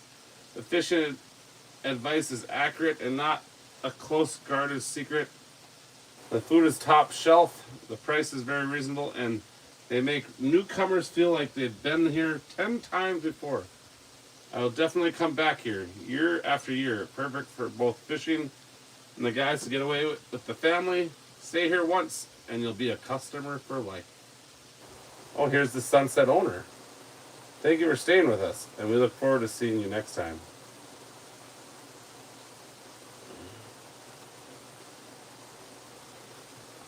That's the only one that responded on that. All right, let's see if we can find other resorts up here on the Northwest Angle.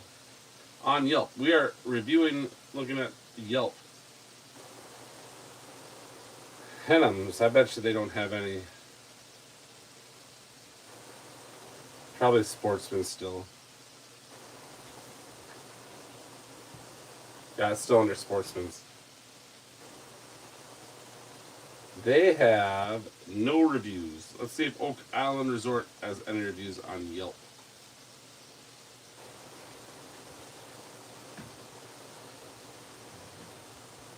I have no reviews on Yelp. If anybody wants to leave me a review on Yelp, That'd be great. Let's see about Walsh Bay Store. They have no reviews. Oh, I have 5 minutes left in the timer. And it's going to be a perfect time to add the fish. We're looking good. It's okay. There's not a lot of people in camp right now.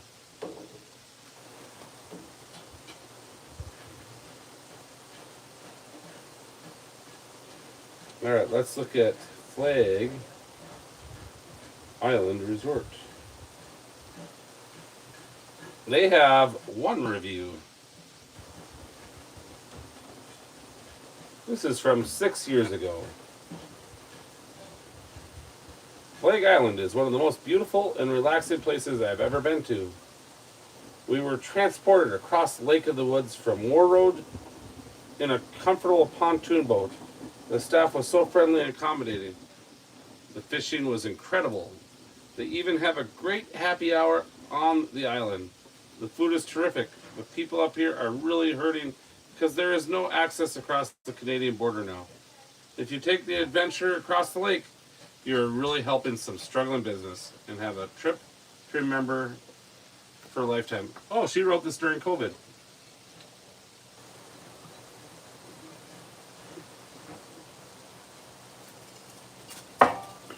Good for her. All right, let's see Young's Bay Resort.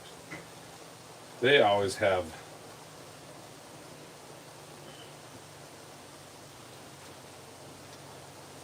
two reviews.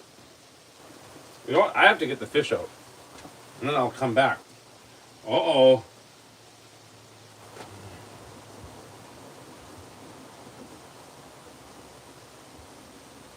Yep. You're going to want to stay for this last review. Yeah, it might just be us. It might just be us. There's actually the cabin lake retreat will be here. Okay. They're here, but and first you will be here.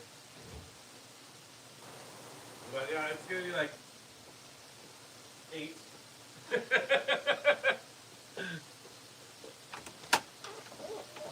All right, time to put the fish on. I got 2 minutes. There's only musky fishermen staying at the resort this week. I'm hoping we get some people from other resorts coming across. All right, so this one on Young's Bay Resort is 10 months old. Delighted with the respectable menu so late in the fall season. The resort caters to fishing enthusiasts with a large area of parking, boat trailers, boat landing, fishing guides, and cabins for paradise in this separate section of Minnesota, access only by boat or through Canada. It was an adventure I looked forward to and would love to go back next year. Barb M.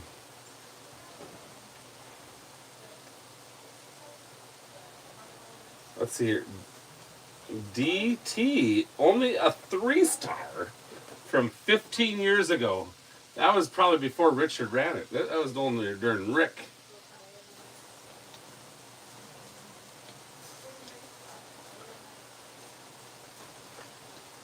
No, and Richard does a pretty darn good job. It's pretty awesome. So, here we go. My last review touched on my previously most northern stop in my newly adopted state, Zippel Bay State Park in Williams, Minnesota. We kind of blew through the charms of that place and in about 20 minutes, so that left us restless for a little adventure. We brought our passports just in case. Not sure if we'd have time to trek up to the northwest angle. Yeah, we had plenty of time.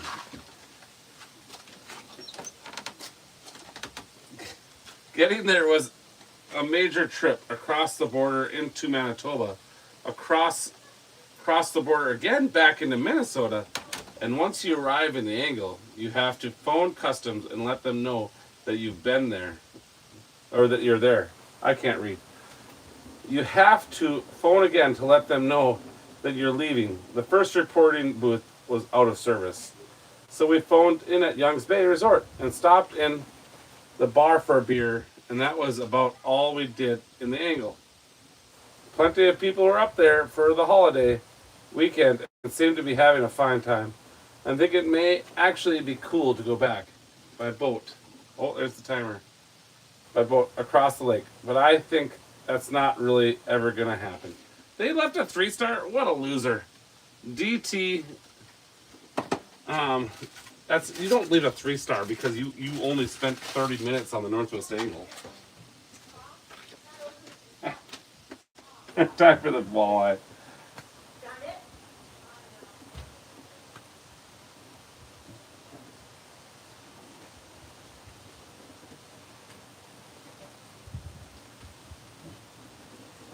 All right.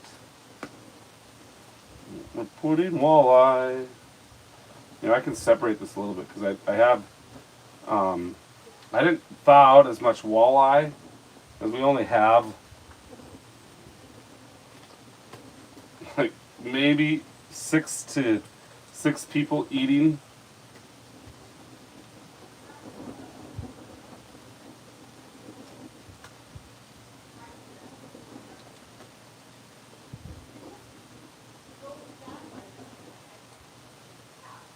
I hope people show up. But at this point,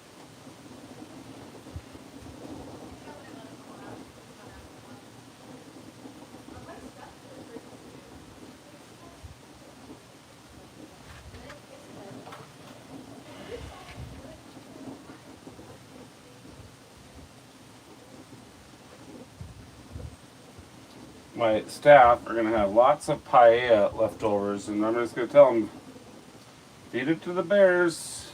I might actually get a rib tonight.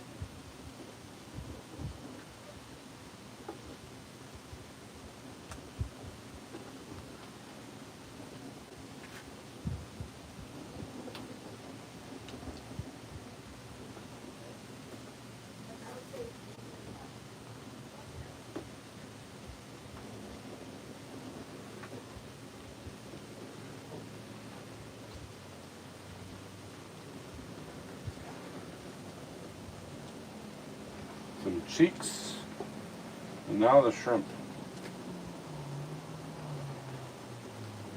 These musky guys are so crazy. Fish, fish, fish, fish, fish, fish. Fish, fish, fish, fish, fish.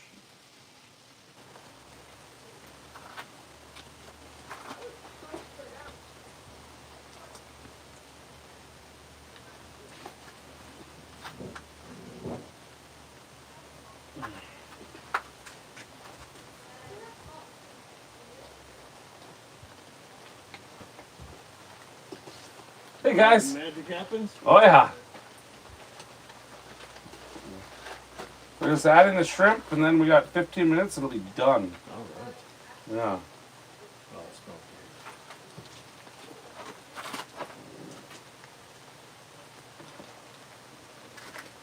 And you're gonna get to eat as much as you want because we are gonna have literally like 8 people for a meal that feeds 40. good. Okay. Challenge, bud. Yeah, your wife and daughter, they don't know what they're missing. Yeah. And you can brag to them when you get home. We have the walleye pie. Absolutely.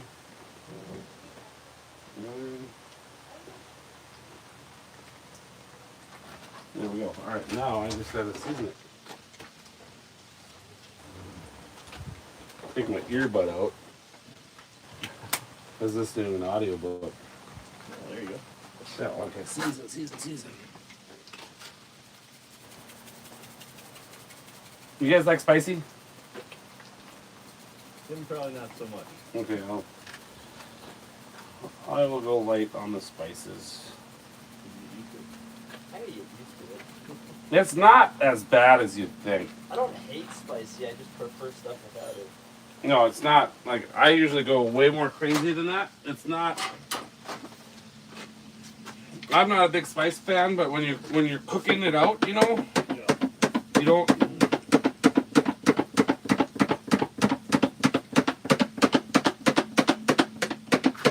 Normally I do my cheat night on Sunday night, but because I'm going home this week, I'm doing my cheat night at home with my wife. Gotcha. So I'm sticking to protein tonight.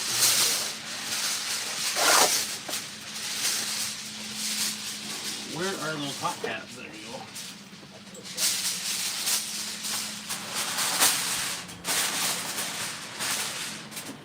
Oh man, I almost made that too small. I did make that too small. Alright.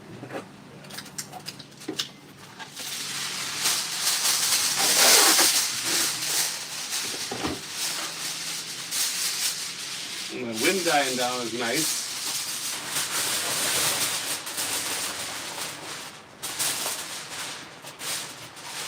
Yeah, it was cool this morning with that breeze. Yeah. I've only been told good things about Eric. I hope he was awesome. Yeah, it was He's a good professional. great. Yeah, very much so. Yeah. Had a very good time with him. Definitely showed us everything I was expecting and hoping for. So that was great. And you went back out this afternoon. Yep, yep. And how'd you do? Caught a 15, 16, 17-inch walleye to keep, and we caught a 13-inch perch. So we didn't light it on fire, but we caught some nice Top fish. Yeah. All right, I gotta get this put away, and then I can talk.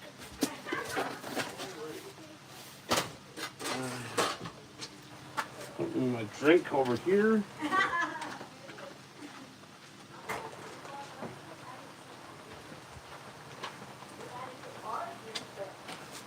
15-minute timer going. 15 minutes.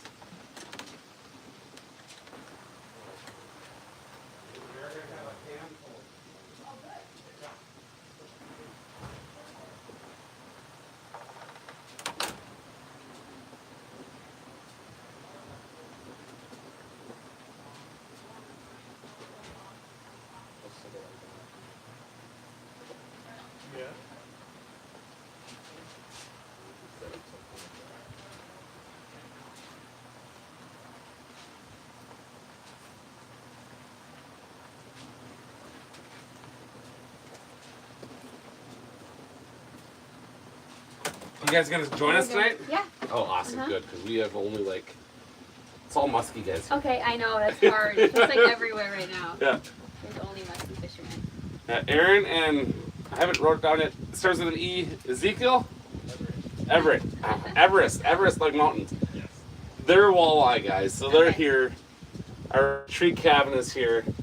But yeah, it's like, you know, this thing feeds 35, 40 people Oh, and everybody's yeah. out fishing. I know. In fact, I had to shut, like, I had to, on the, one of the muskie groups is like, well, you go in our cabin and turn the crock pot to low, because, you know, like, Yeah, I 'cause can you're do gonna that. get in late. Yeah. Yeah. Yeah. That's Yes, funny. I'll make it happen. When will it be ready? 10 minutes? 10 minutes? Okay. Let me see here. Perfect. Well, I had a timer going. 13 minutes. 13? Okay. Yeah. Sounds good. We're looking forward to it. Yeah, so just hang out, and Okay. we have some lemonade in here. Hey guys, I'm glad you made it here. It's gonna be 13 minutes because this wind was kind of killing my heat. And but yeah, we're let's see what we get. We've met because you're my waitress. Have we met? I've met once. I was out here with my dad earlier. Yes. Okay. You Oh, we have met. Oh, I'm a horrible resort owner, so I'm sorry. I'm gonna put this in the fridge because this will go for next week's. So that's the other problem when you have all musky fishermen, and like I rely on the walleye donations throughout the week. You know, are you Jack? Yeah, Oh yeah, so you're gonna be a resort owner. maybe. Really? Maybe one day.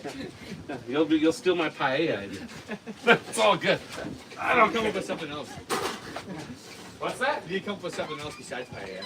Oh, Yeah, I'll turn it on.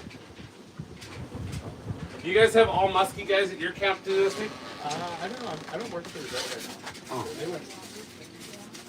Are you all relatives? We're all siblings. Oh, I didn't know My that. these are my two sisters. I don't know. You were here with the Lake Trails group, right? Or one of your sisters was here with the Lake Trails Well, group. that was Logan. There's yeah, there's 5 more. Okay, so one of the sisters who works at Lake Trails was here buying ice cream with like 30 of them. So, but yeah. Then, yeah, it's good. I'm glad you all showed up because this, I've told myself, I'm like, it might just be the 3 of us. I've never been in the. Come on in.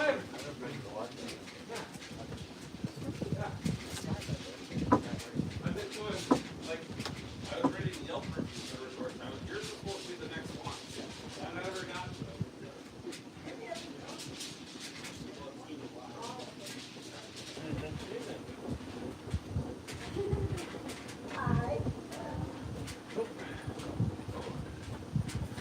Yeah, this is our lawn. Yeah, it is. Kyle, Jenny,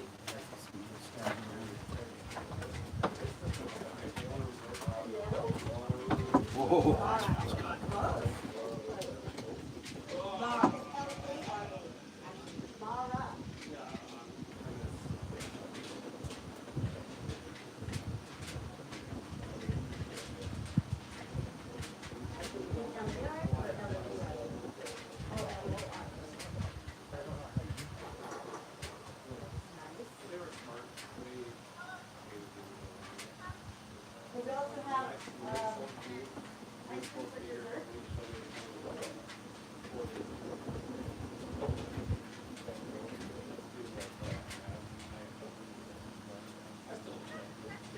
I wasn't hungry. no, I'm really good at the marketing. Either North Warner,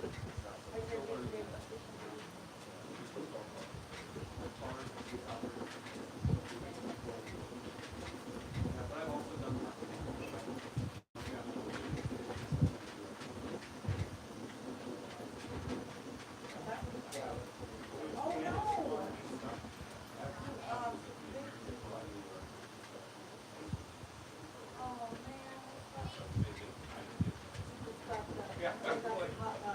this is my one copy. We don't want to stop. Oh, call it. We do not want to. And then we'll link it in and all the layouts. That's not her, that's somebody.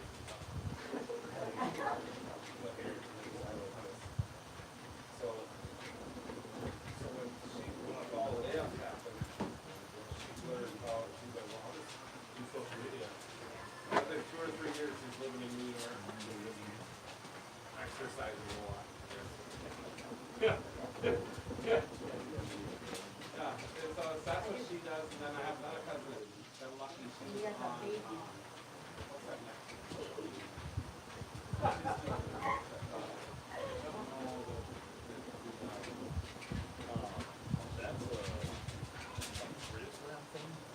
Love is blind. So she was on that on the Minneapolis one. And so then she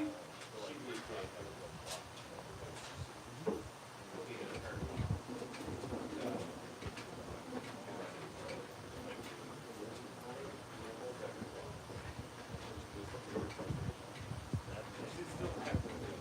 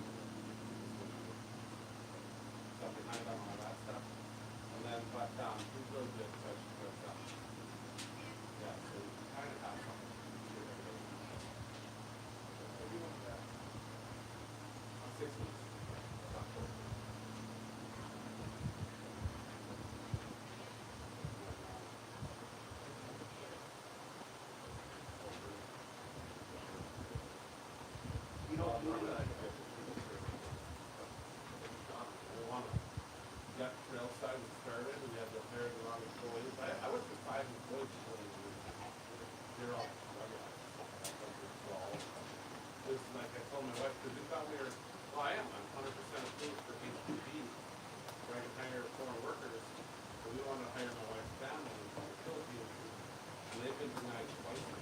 So we just want to get them in the system.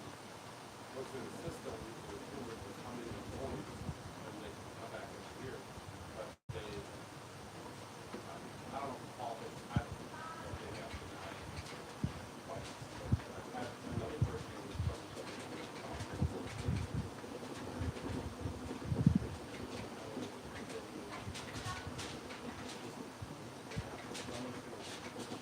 but I'm not unnecessarily.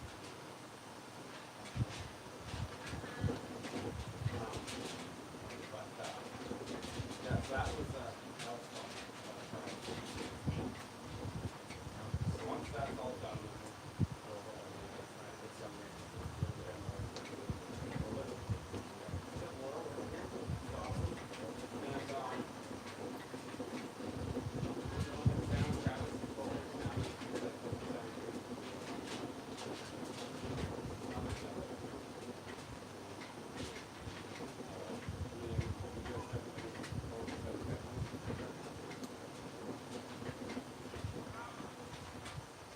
I thought Spencer.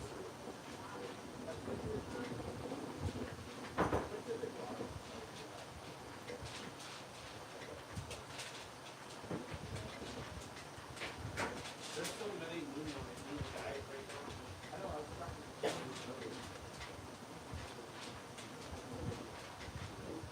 I only know that I was 27, and I only I thought I like cruise. I thought you walked in. I know that they're all close. So I just go all you guys because why not? So there's order. You don't want to get tight. Are you available or not? You know, so I put all you guys. Stop. You know.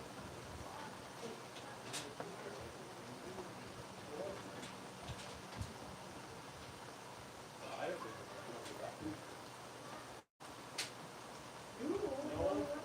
I give it to Ellen.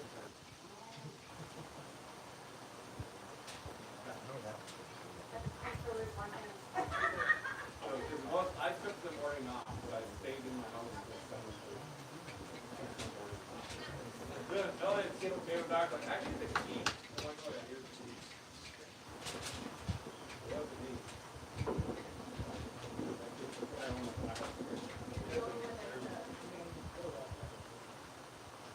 We're going to be ready here any minute, guys.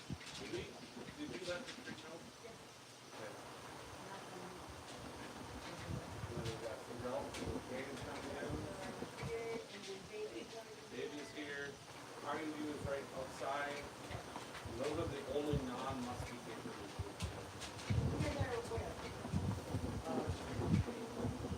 Their parents own the resort. And Monet, her brother is a guy. She's been a bartender for here for like 3 or 4 years. She started at Panama, moved forward to him. I was talking to Flaming Boys, and they were like, none of them are permanent. Is that true? Really? Even you? Oh, yeah, no, but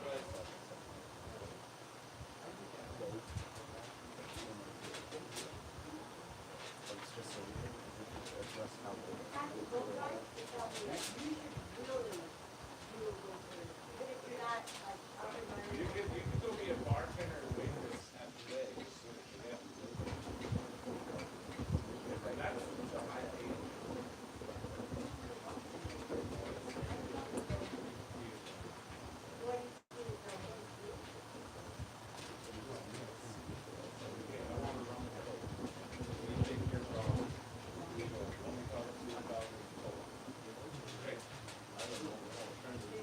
I take my way to college here.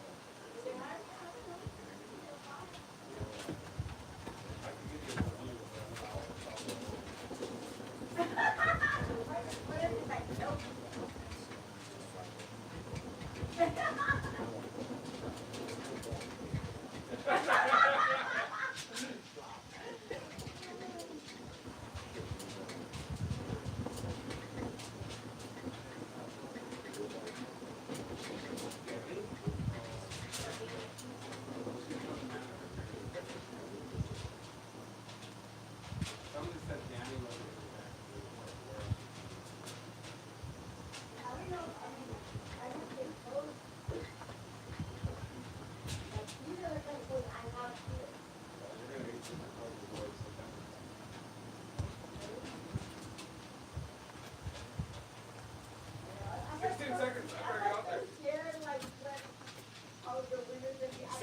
seconds, guys. Grab your plates. 16 seconds. 3, 2, 1. Food is ready. Where do you find a map like that? Which one? A map like those. Oh, that came with the resort. That came with the resort. Do you know anybody that has? Yeah, well, I'm sure that there's a company out of St. Cloud, Minnesota. They would custom make you one. I can get their name and info. Does it look done? I think it looks You're done. asking the wrong person. I think it's done. Ralph, the food is ready. We've been. This is our 3rd year up here, and I don't think I've ever tried it. Well, that's because you guys are always out fishing. Well, that first year, remember, I forgot you that you were in your cabin. Is there anything in there?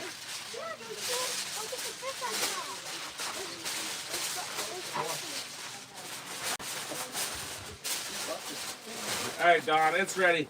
If people grab their plates and come on in, I'll be the scooper. I'm just gonna. It's horrible. Yeah, it looks horrible. Yeah, right. I'm gonna put this down so that I can be the server guy. All right. We've got Cajun and lemon pepper. Little of each, right down here in the middle. Yep. Let's go like this. We'll split that in half. Oh, yeah, that's a good bite. Oh, you got a rib on there. You got a sausage on there. Hold on, the fish fell off. Oh, there. Oh my God. I want some of both as well. All right. Well, this is half lemon pepper, half Cajun. You got a sausage on there, and there we go. Grab that sausage right there. Yeah. You got one on there already. It ain't gonna hurt me though. Lemon pepper. All right. How about right there? Hold on. Let me. Want some shrimp? Have one or two. You can try it, but I don't know that you'd like it. Come on. Food. There you go. We're gonna have lots, so you can come back for seconds. Cajun all day long. Where's the wife and son? They're weaning all the time. What's our options, young man? Got lemon pepper and Cajun. Can you do half and half? I can go right here. Yeah. A little Cajun and a little lemon pepper. All right, well, that's mostly Cajun, but hold on. Oh, God. There's some lemon pepper. Okay. Cajun, please. That's what I say. There's some Cajun. Hold on. Get some sausages on there. There you go. Thank you. Well, we're gonna have lots of extra, so. I'll do lemon pepper. Okay. I gotta split that one in half. It's all right. There you go. Thank you. Cajun, You want a rib? rib? Yeah, sure. Hold on, let me get some rice on there. There's a rib in there. Okay. Yeah. There you go. Thank you. Let's do a little bit of both. Where that would be right there. Yeah. You want a sausage? Sure. There you go. All right, so we have Cajun and lemon pepper. I'll do the Cajun. Oh, you want a rib? Sure. There we go. And then do you want a shrimp? I just got a shrimp on there. There you go. I'll do the Cajun also. I don't know if I can guarantee a shrimp. That's fine. Oh, there's one right there. Okay, hold on, I don't have any fish on there though. And Oh, that's good. here you go. Thank you. Jack. So what is the paella thing? Like what is it? It's so we had a foreign exchange student live with us when when I was in high school, Rodrigo. Still very good friends with him and his wife and kids. So when my parents helped him and his family move to Orlando, we did some New Year's there and we did paella. And when you're looking to buy a resort and it's not unlike the woods, they all do some kind of a potluck, something to bring everybody together. And so I was like, okay, what can I do? And so I decided to do a paella because Rodrigo showed me how to do it back like 15, 20 years ago. Last year. We were working in Morrow last year and a guy made us lunch and it was basically the same thing. No fish. Yeah, so it's a Spanish Spanish dish. So it's wherever they. My wife's Filipino. They make paella in the Philippines. It's wherever the Spanish were for that 400-year run. Sweet. It's like their hot dish. A huge hot dish. Yeah. So cool. So we have Cajun and lemon pepper. Oh, I like Cajun. Okay, let's go with. I'll give you this middle piece. You want a lot of food? Sure. Yeah. Okay. Hold on. There's a rib in there. There you go. Sweet. Thank you. Yeah. Another Cajun food, please. I don't know if I can guarantee as much food as I got put on his plate, but Oh, that's plenty. okay. Thank you. Cajun or lemon pepper? I'll do Cajun. Okay. There you go. Would you like a sausage? Sugar. That's the best part.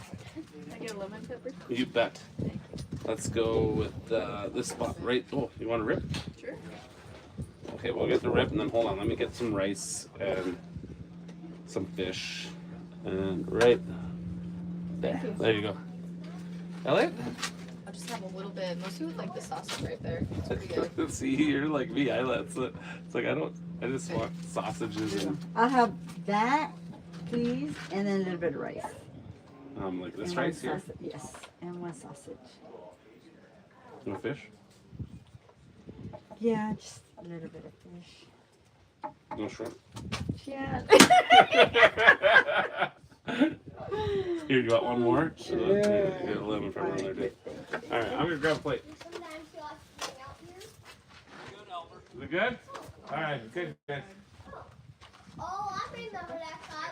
Good. We saw him. We saw him Everett. yesterday. See, I'm gonna say it now. It's all the time. Yesterday, right? What's his name? Everett? Everett and Aaron. That's so much better than Everett. Yeah, I'm just calling him Everett. And he showed me. I'm gonna He think of the showed name. me. He also caught pythons. Yeah, he showed me pictures. Right, Wow. Grandpa? I'll be right back. I'm gonna scoop up some myself. I'm gonna grab food and throw them outside so you have to take. Oh, yeah, she's got water in here. No, free. All right, I'm sorry.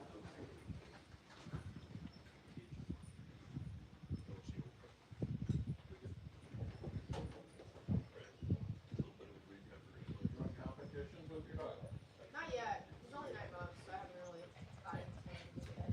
But it could be good. It's pretty tradable. I know. He's never seen a sheep. I can't wait till see one. Look at that. Is that a plate? Go fetch that, Muskie?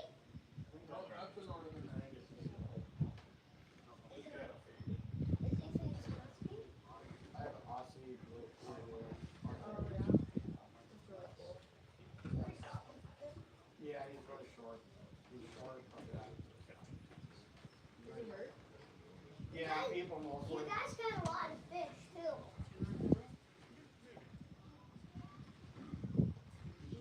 What a perch. Yeah, actually, he means it. He growls and everything. That's what mine does too. Yeah. Well, sometimes like when he sees people pass by, like he's friendly, but he's also like very like icky. He looks like he's being aggressive, He likes his tail. but then he walks up to you and it's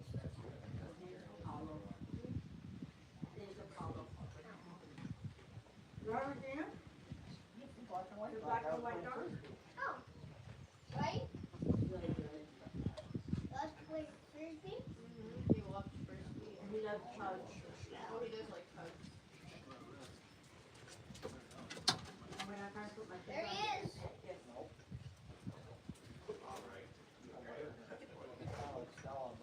How's this year's bad efforts?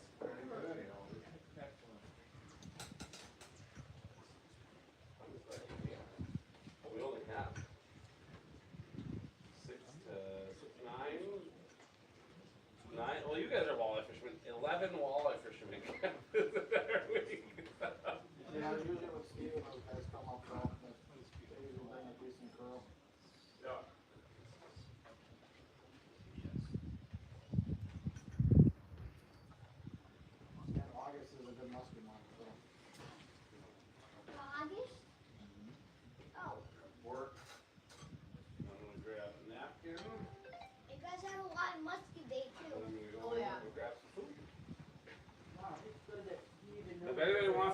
it's a Tupperware. They can. All right. I actually get some ribs tonight. Yeah.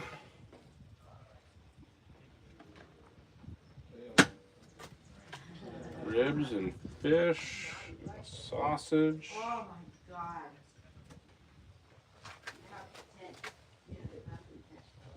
I'm on a carnivore diet, so I have to kind of like watch what I eat. But there.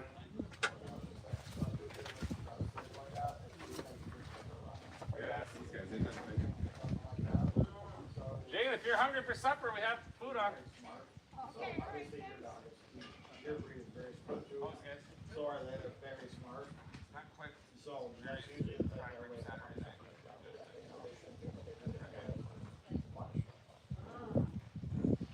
I'm just glad that you guys came. That's the way I like to. What dog do you have?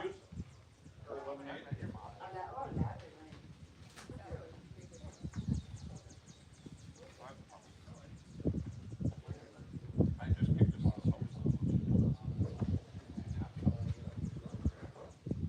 I can even make this ice cream. Stevens Point, Wisconsin. Yeah, go say hi to them. How do you guys make this ice cream? He's a handful. Get a big bowl. And you cream, and then you add the vanilla to it, and then put ice cube. And then that's all? That way, and then it gets cold. Vanilla bean flavor in there. Heather was smart. The other night, she put some. I don't know.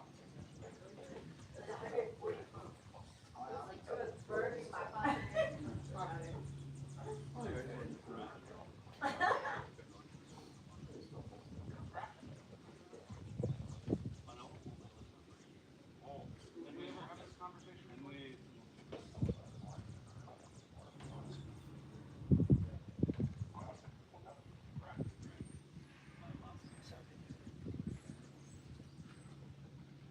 Are you in school yet, Bennett?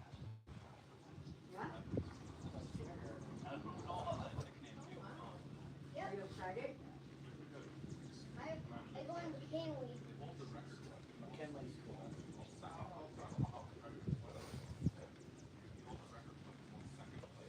My mom lives in Stevens Point. Me.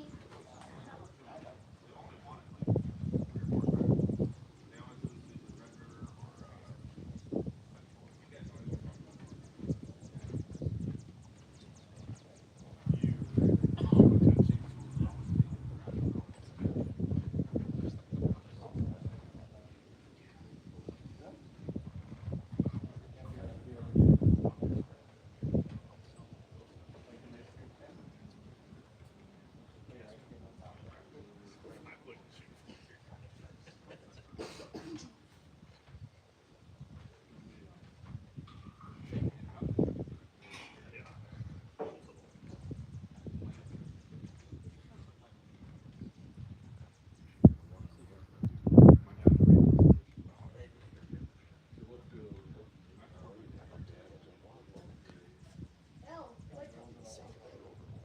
Oh, really?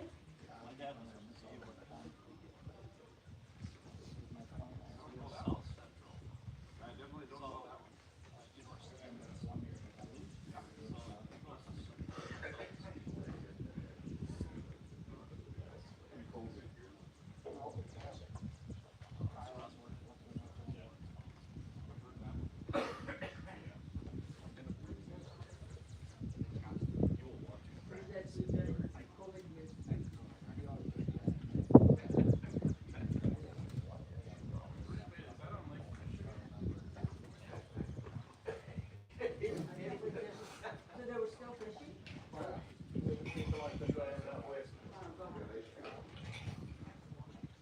Very few people. It was a different order. That was after fall, but before him. Oh, okay.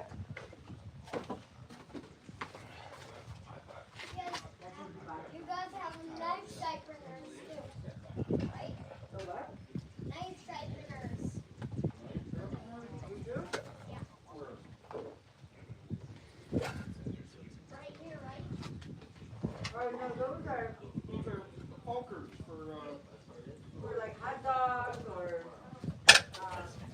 s'mores?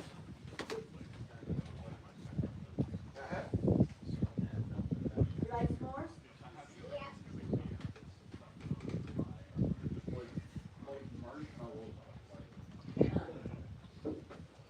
Did you eat them after though?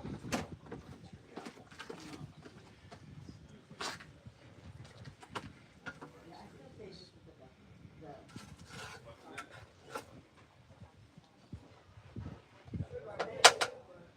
for a minute when the hot between the ribs and the, How do you guys make that stuff? I don't know. That's Alva's, expertise. My goodness gracious, that pepper was Oh, was it? they made it? Killing me. I don't see any ribs. I just eat it. See how that stack there? I don't want to stir it out of it. Is it spicy, too spicy for you guys? Is it spicy? There's a rib right there. Huh? They missed it. He didn't get any ribs the first time, so he's back. I can just hear everybody like sniffling, I'm like, Yeah, my nose is running. Yeah. Just hot enough. It's not too hot.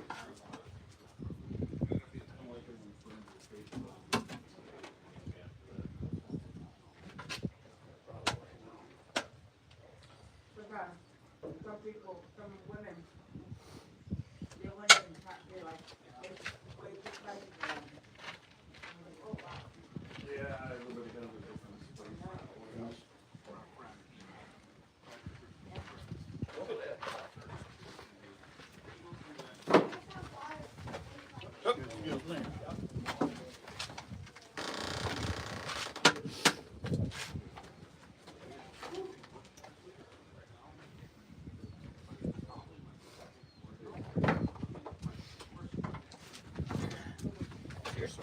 From Stevens Point? Yep. You don't happen to know it's Tom Beckel, do you? No, that doesn't Okay. sound familiar.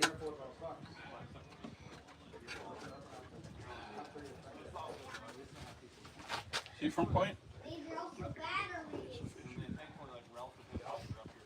Where are you from? Oh, Southwest Minnesota. Okay.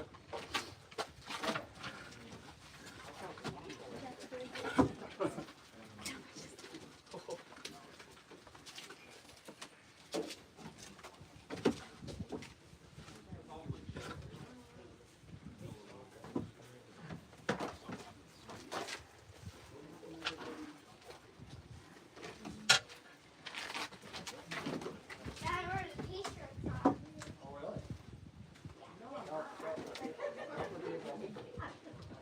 That's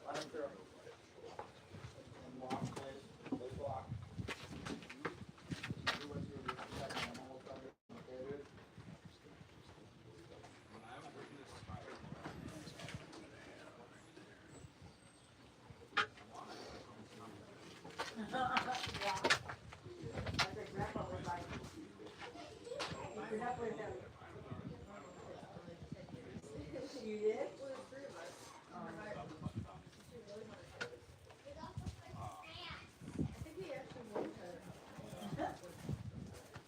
When I had my first kid, I was like, complaining about it. Then I had my second kid, I was like, oh my God, like having. Yeah, it is. More than half.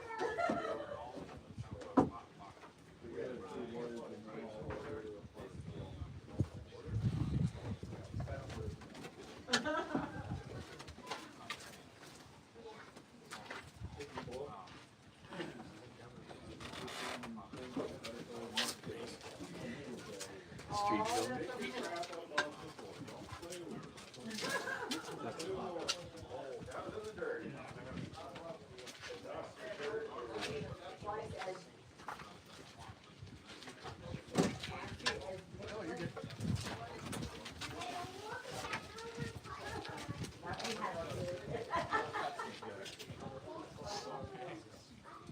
I'm missing the plates.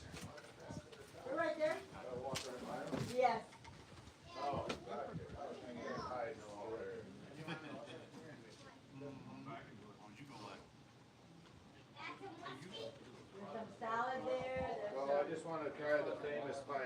Oh, okay. Gino, got some. How is it? Good. What's in it? Some ribs and shrimp. Fish.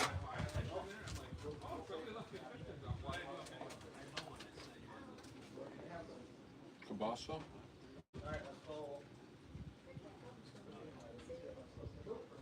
A little spice. I wonder what that is. What? No, that's a tomato. This right here. That's like a artichoke or something. No. Another shrimp. Oh, dang it. I'm just gonna pick it up with my fingers. We got to use your karma.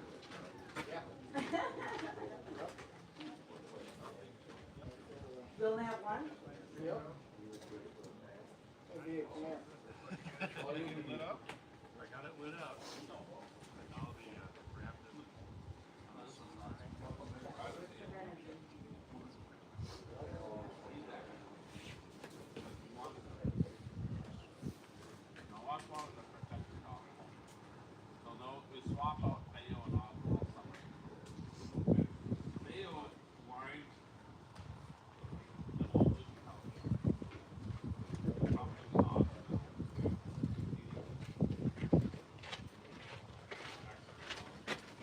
Food left.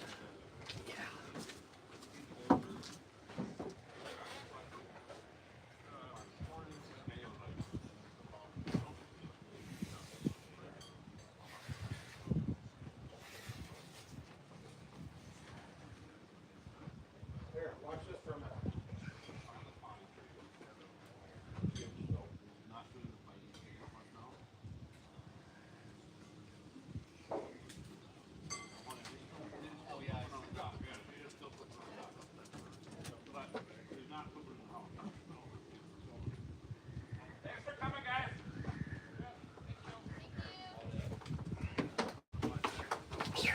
Whoop, where are you going? Business. Hold on. Let me do this. I'm gonna grab a little bit more and take it to the cabin. Can you come with the cabin? And then we'll come back.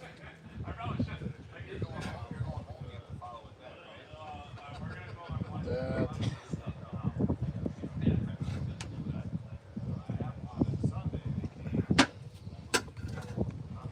What is this? That's for a phone. Alright, let's go take, I'm gonna go take this back to the cabin. Okay, let's go take this to the cabin and we'll come back, okay?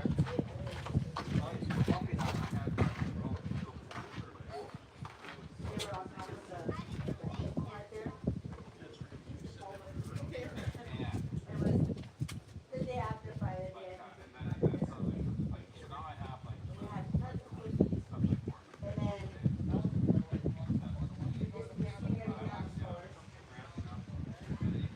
yeah, I was the one that you're like, Oswin.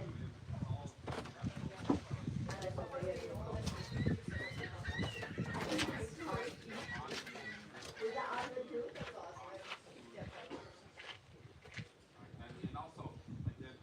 So you still like hard my food sort of like, but not super micro.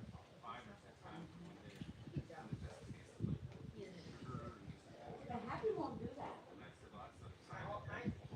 I'll have food and everything.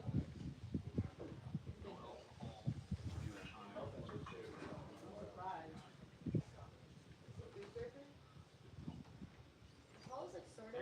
Yeah. DJ, you remember Kelly? Kelly You DJ? like you were to teach him. Yeah, she's like, hey, that guy from Iowa here? Yeah. Oh, it's good. You used to stay at this cabin. Wanted some stretch out. Like I said, I got him. Compliments to the chef, very good. I mean, with all these, stuff. Yeah, If you're making a paella, you're supposed to have ours. With free. that's fair. Well, we have all kinds of spices. If you take from one side, you have Cajun, then it says lemon pepper. The very end, I spice one side with Cajun, one side. So you cook from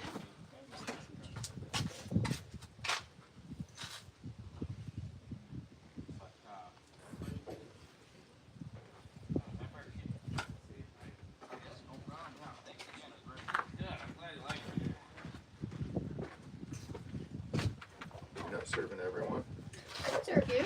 No, Yeah. I'm good. I'm good. I usually just kind of pick for you to see what I I like. can't go in there because a lot of habits are so bad. I wanted to try the rib. I don't see a rib in here no more.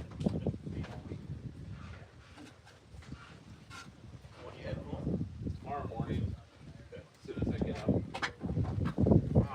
I mean, there's a phone that I can grab and take to a marina, but I don't really need nice over there. Save it for the weekend. After the morning, done. So I've looked at all the numbers. And, I grew up by Disneyland, on the same street. 2 weeks to make it go. Mm-hmm. And this is That's why I live on we're gonna pay 84,000. So I have 2 weeks to make that 14 and I stopped. It's like, yeah, it's easily gonna be done. at the tower. Everyone's But, screaming. you're a small business owner or resort, and you have that one yearly payment. It's like, How old were you before you? once that's done, it's like, stress. No, yeah, and then I have 3 weeks of, like, yeah, so I'll have the August tax payment, the second half of taxes, I'll get that. Oh, And yeah. then, Well, my best then friend's it's mom just like, okay, worked now we're on. for Disneyland. She retired there. She worked there for like 20 years. So after school, Good. Awesome. Glad you like it. that's like our. Jane, how was it this year? You haven't been here in 2 or 3 years, so. Yeah. I'm glad you guys are here for the next couple nights. Yeah. Yeah, it's only 2. Yeah, we gotta leave early, but yeah. Oh, wait. Right, so wrong.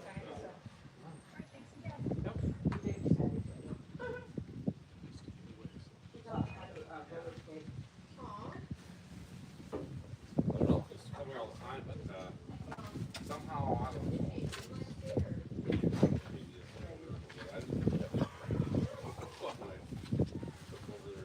I don't know if there was inline skating when I was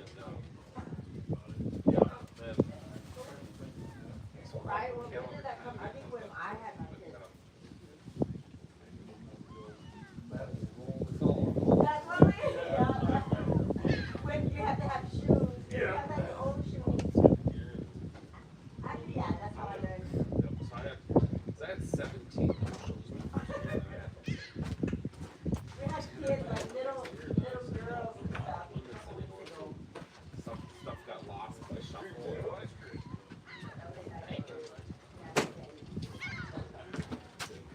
We have a system. Actually, I have. Good. You liked it? Good. Thank you for coming up with us. But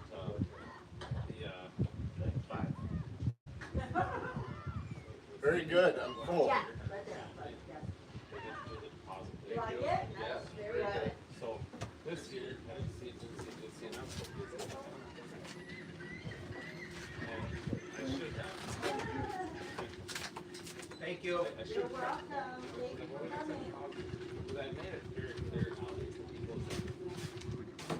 call me. Phew. You know, you need to call me if you can't. They didn't do it. So I was. Very good. Thank you. I need a ride. What's that? I need a ride. Oh, yeah. The girls probably would have done that. We have a golf cart around or something. But that's all, you know, learning. And but it's I don't know. We're doing good though. It's great.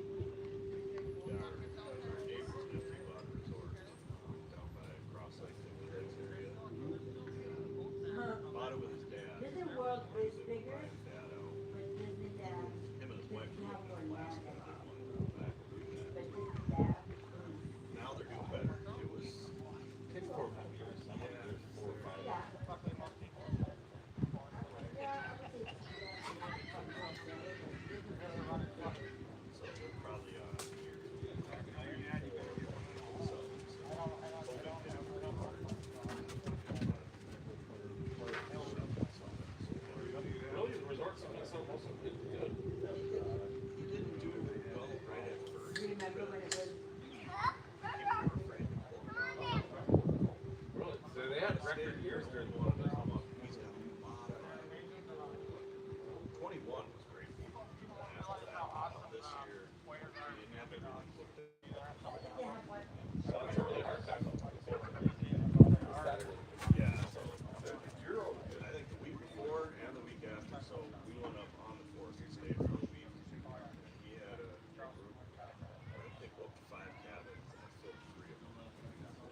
don't charge them for all 5. I don't do that either. And it kicks me in the head because it's like, well, you and your family, I'm only charging for the 2 of you. You know? I know everybody. Yeah, because you do right by people, because then you know that it's gonna, And you know what I mean? Yeah, he's like, they've been coming for years, they didn't let me know, I had no idea that they were gonna fill it. Ralph and Jane haven't been here 2 or 3 years, and for 3 nights, and he has to leave early. The cattle are sat empty anyways. We don't do rib bones. I'll let them eat chicken bones, not ribs. Okay. I don't like, cause they get the poops off their ribs. But no, the resort world though, it's so I got my real estate license in the off season. I work with Minnesota resort sales now. So yeah, tell your friend, hey, I know a resort realtor. But after working with, I've only been doing it for a month, and it's hilarious because after working with them for a month, I'm like when you see a different perspective, you go, oh, I guess I am doing this. Because I'm making my debt payment, plus I'm taking a little bit home. You know, like I salary myself $36,000 a year, and then at the end of the summer we might have an additional 10 to 15,000, which is like, well, that's not very much. But I'm salarying myself $36,000 plus we're making a debt payment. So it's like actually, in the first 3 years it was nothing. You know, I was just breaking even and living. And then the last 2 years I said, I got married. I'm like, all right, babe, we'll do $2,000 a month. And we did. And it's like, oh, we're making it work. And then this year I said, no matter what, we'll do $3,000 a month. No matter what, we'll make it work. Put it in the budget. And that just goes to my wife. She manages the household stuff. Even though I think I might have to take her. Because she's Everybody has their things they're good at, right? well, she's a really good nurse. And the home, like I supplied the down payment for the house and everything. She pays for the daycare and all this stuff. But she's always broke. And I was like, why are you always broke? I give you $3,000 a month. Plus, you're a BA nurse. You know, like where's all the money going? stay in your car, drive Are you having like coffee shop and stuff like that? I know our friends, they had a little cabin down by the lake, and they had coffee, and they did hot chocolate, stuff like that. It's really just for advertising. Okay. And she actually did okay. But it was She so go cool out that I was 9 or 10 and when the I county shut her down. Why? That they had to have like their full, everything had to be stainless steel sinks. Oh, they want me to do that. I wasn't selling enough. But I was like, you know, I go, and in fact, when he inspected us this year, I go, dude, really high up there. I was like, I don't think we've sold even one coffee in there somewhere. but yeah, a camel would be it. So, because I haven't, Riding a camel. like this summer. Last year, I had some staff. They cared so much about that coffee house that we weren't doing the stuff that really mattered, like keeping the beach clean. And I had some guests come up at one point last year and say, "Is there another beach on the island that we could go to?" And that made me so mad. So then I had conversations, and I had two young happy ladies. nowadays. Yeah. Like, hey, you need to do this. Like when we were up in the fourth year, he had some other, one of his other cousins was up with their kids and they got chiggers. So it broke out with like little rash. That is a sand. It said something when we read into it, like they'll be in the weeds and they'll come out. And I always thought that was like ducks and stuff. Yeah, isn't that water and sand? Yeah. So, but he told people, hey, just be careful when you take the pontoon out. Oh, or, yeah. Have a pontoon, and so they were furious that he did that to his beach. And he's like, well, I didn't do anything to my beach. You know, I keep the weeds out. It's perfectly clean. It just happens to be there. And so Even my hand he ran is holes chunky. in it, so Oh my god. he kept going in. But as long as you rinse off and then completely dry off afterwards. So you got towels. Yeah, I don't know from the service side if I can handle some of these people. Well, it's different. I've lost a lot of I did. I I am full, thank you. I'm glad that Ralph and Jane are back, because I'm pretty sure I made them back at one point. But I've lost groups because, especially like in August, but no, or not, well, especially in September. And now I leave every 2 weeks to go see my wife and kids. But your fuse is gone. So I lost a really big group in September. They're telling me how I need to remodel and do this and this and this and this and midway cabin. And this was in my first or second year, and I just go, that's not even on the radar. I'm not gonna spend money on that. And I didn't realize I was being rude until after the fact. And then they said, we're going somewhere else. I can't spend money on that stuff right now. I don't even know what my budget is, you know? So, and I've done a lot to fix up the place. They went to Flag, and that actually helped me realize, though, it's not about what it costs. You know what I mean? It's like people want to have, they will pay more per night. Like we gotta paint a little bit this year, but people will pay more if they see that stuff is getting done, money's going back into it, and they don't care. They don't care at all. It's like, nope, they're putting money back into it, they're doing good. You know, But then they decided, they said that she was sick in the head. Come up from the past. Her husband's passed. What the heck? 8-year-old Oh, man. kid. She was a mother and everything. 2 years ago, she's like, oh, I don't know if I should come up. It's like, well, place is pretty run down. are you talking about this one or is that your partner? You get a dog named Gigi, I thought you would. But it's, You definitely did it. are you expecting to buy stuff? You're not gonna get that out of any of these things unless you're going to Craig's or, you know, one of those. And Dog, so they just started playing this game. Keep away. But he barks. You're a barker. We don't want to hear you bark. No. No. But it's kind of nice that they're playing with each other.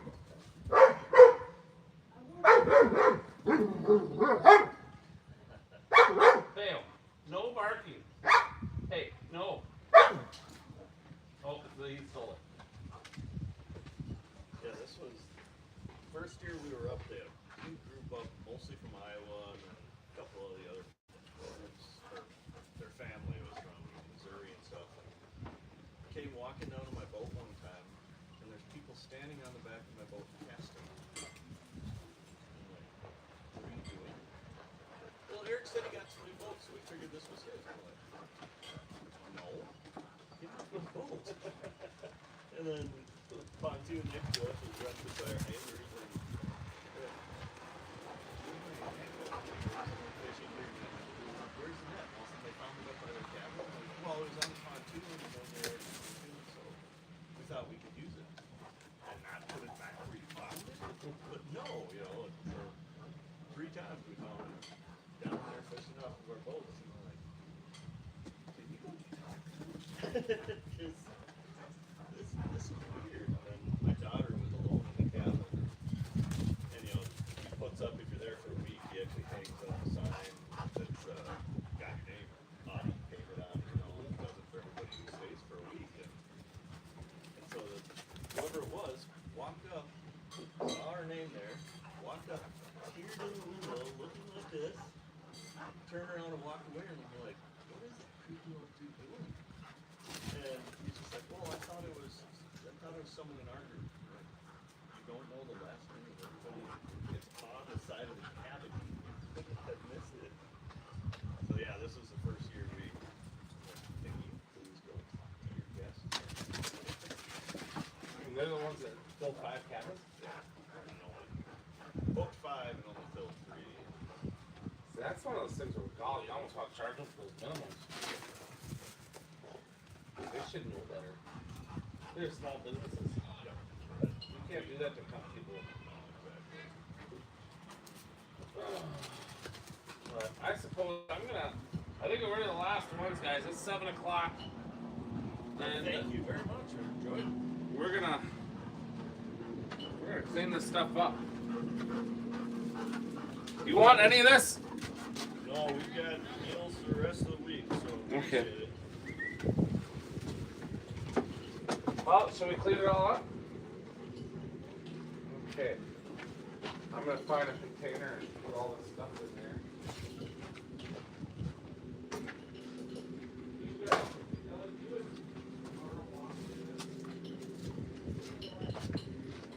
All right, ready? That doesn't work. And for some reason, you decide you want it. Otherwise, there's left on. Yeah. Yeah. Bring it up on the far corner. Yeah.